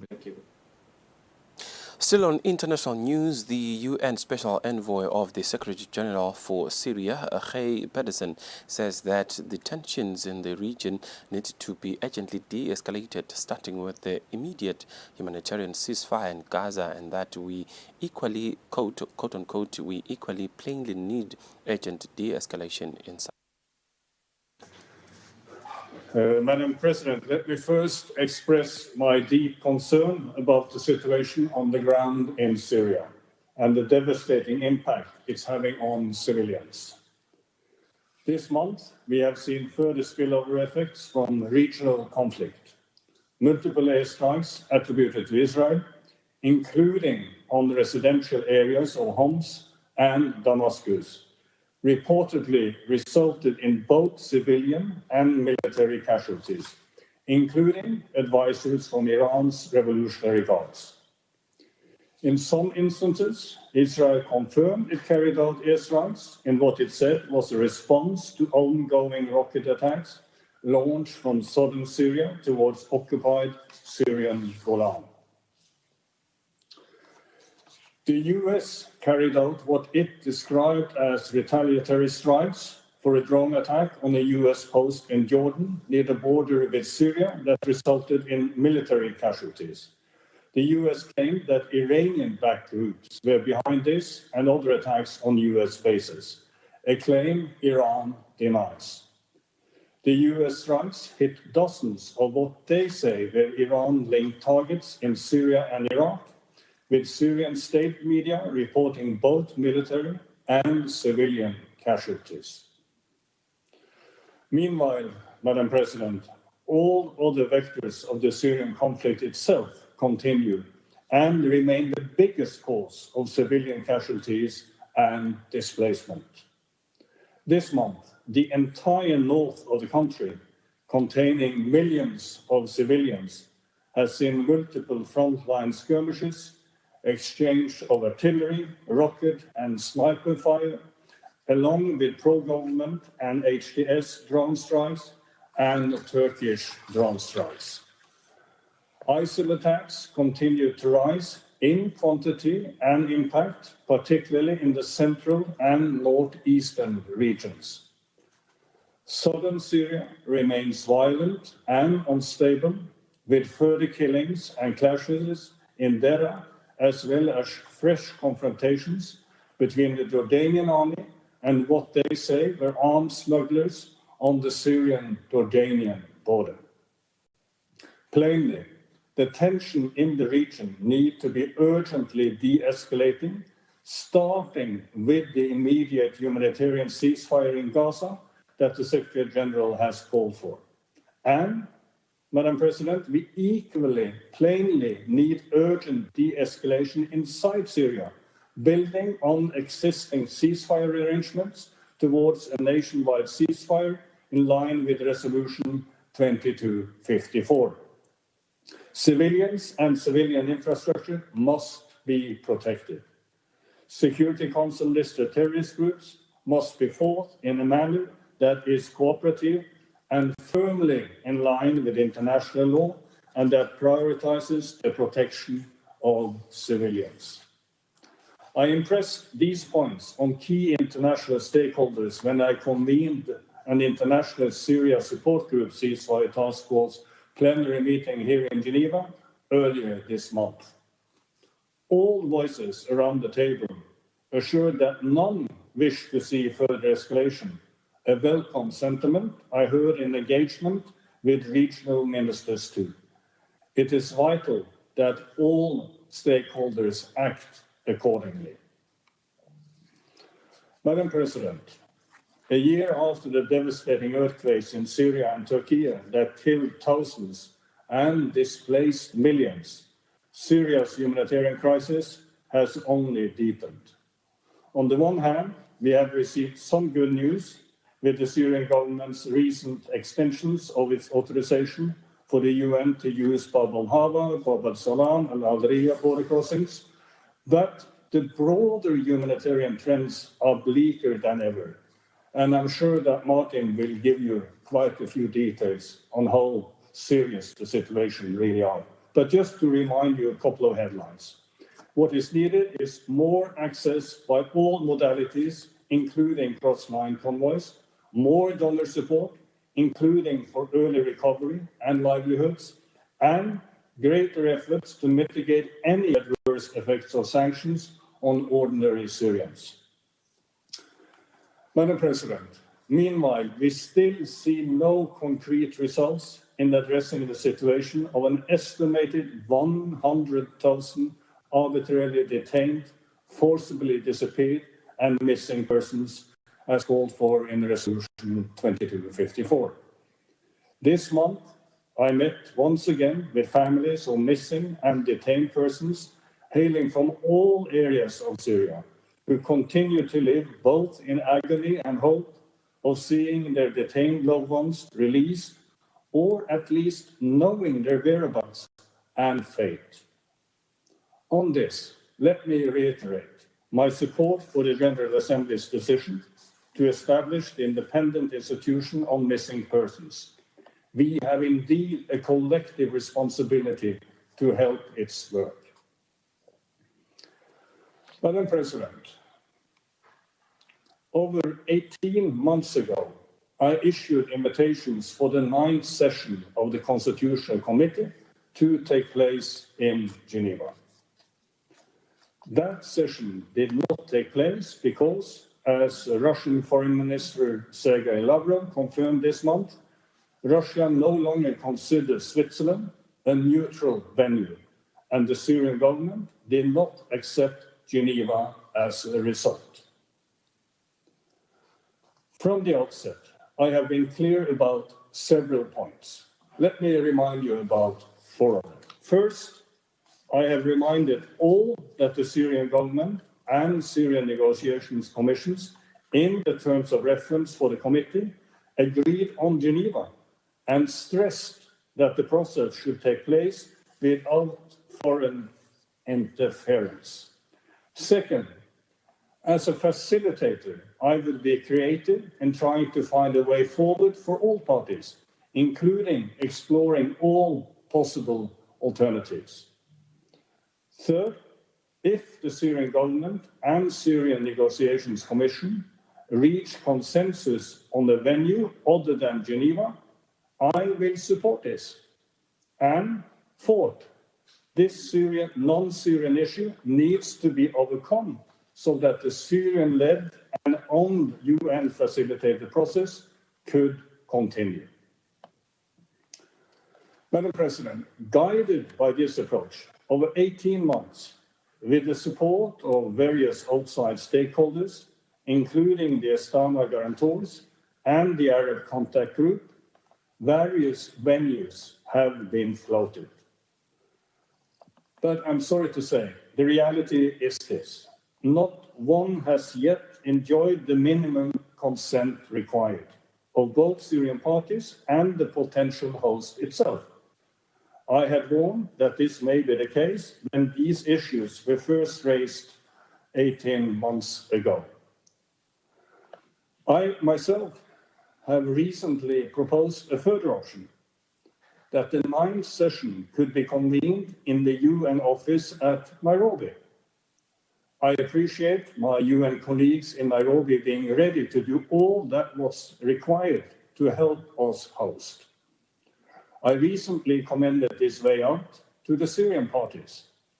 I also relayed a further suggestion from one Syrian party to the other on an alternative regional venue. However, I regret to say that consensus among the Syrian parties was not found on either venue, just as it had not been on earlier suggestions. Madam President, having left no stone unturned to find an alternative venue, I believe the only way forward at this time is to reconvene in Geneva, at least as a bridging proposal, while there is no consensus on an alternative venue, while also remaining open to an alternative venue for future sessions if consensus is found. This is something I have flagged for some time, may be the only way forward if no alternative could be found. Therefore, Madam President, I am today issuing formal invitations for a 9th round in Geneva in late April. I appeal today to the Syrian parties to respond positively and to all key international stakeholders to support the UN's actions as a facilitator and refrain from interfering regarding a venue the Syrian parties themselves had formally agreed. I believe it's important for the Constitutional Committee to meet as soon as possible and to continue its work. An indefinite hiatus can only undermine the Constitutional Committee's credibility and work. Madam President, at the same time, I have always said that the Constitutional Committee cannot alone solve this conflict. Resolution 2254 speaks to a wide range of issues. Let me remind this Council once again that clear ideas for step-for-step confidence-building measures addressing core elements of Resolution 2254 remain on the table.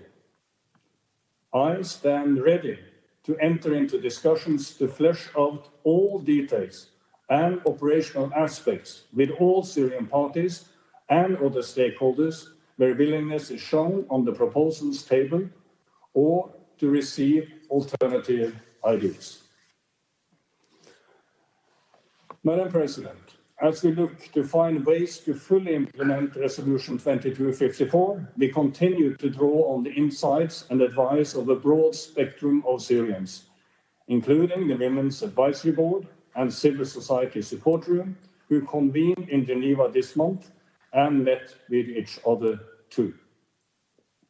It was heartening to see a wide spectrum of Syrian women and men discuss common ground and practical ways forwards, despite significant differences among them. They discussed essential issues such as local governance and possibilities for a coherent, decentralized approach for the whole of Syria, in line with national sovereignty and territorial integrity and Resolution 2254. Women Advisory Board members held insightful discussions on other challenges and opportunities, including areas for commonalities, such as in the field of education. Finally, Madam President, I have outlined some elements for immediate action, getting the Constitutional Committee back on track, traction on step-for-step confidence-building measures, and immediate de-escalation. However, we must be honest with ourselves. Such entry points cannot, in and of themselves, solve the Syrian conflict. I continue to hear from many Syrians and outside players too, on different sides of the conflict, that we must embed the initiatives we have developed in the broader approach and package. One that puts all of the needs and concerns of Syrian and international stakeholders on the table. One that involves all necessary stakeholders, and one that involves compromise from all players. Ultimately, this is how to ensure the protection of Syrian civilians and allow the Syrian people to realize their legitimate aspirations, while also in lockstep ensuring Syria's socio-economic recovery and restoring Syria's sovereignty, independence, unity, and territorial integrity. Madam President, I know this may seem to be an inopportune time. I know very well that international attention is focused on multiple other crises. But there might also be a sense in some quarters that the conflict is easier just to manage and far too difficult to solve. Such thinking is mistaken. Look at the trends. Regional spillover is only the latest accelerant to a conflict that is growing in complexity. Wakabaka mbukele solo-ke sikilo-ke luhlelo Kusile breakfast show sikuthulela lona siqaleke ngensimbi yesithupha sakuthola tindzaba leto-ke tindzaba letindeka-ke kulamanye amave international news. We had a briefing from the World Health Organization basiniketa-ke i-briefing on global health issues and siqhubeka nato tindzaba masudlamahle siyakhona September luhlelo lutokotele kanti kulesikhathi samanje sesivele-ke sifike kuwo emaphethelo ayo iKusile breakfast show lusuka beluhle masudlamahle niqhubeka libukele wona umsakazo tithombe Eswatini TV sibuke semaswati ngosayithela mosa emakhaya nisale kahle.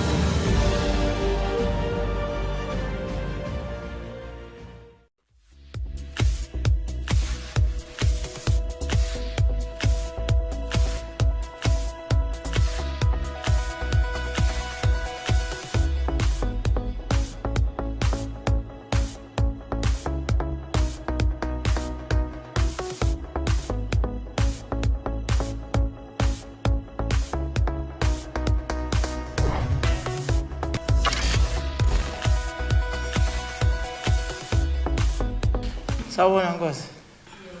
Kunjani sisi? Ngiyaphila njani? Ngiyaphila ngaphela. Kejana sembe kwefumbani. Nginosipho ngakamotha. Nosipho Motha? Yes. Oh, okay. Usuka kuphi? From Babane. I think we shouldn't waste time. You can start. Okay. Fire away. Gibabaza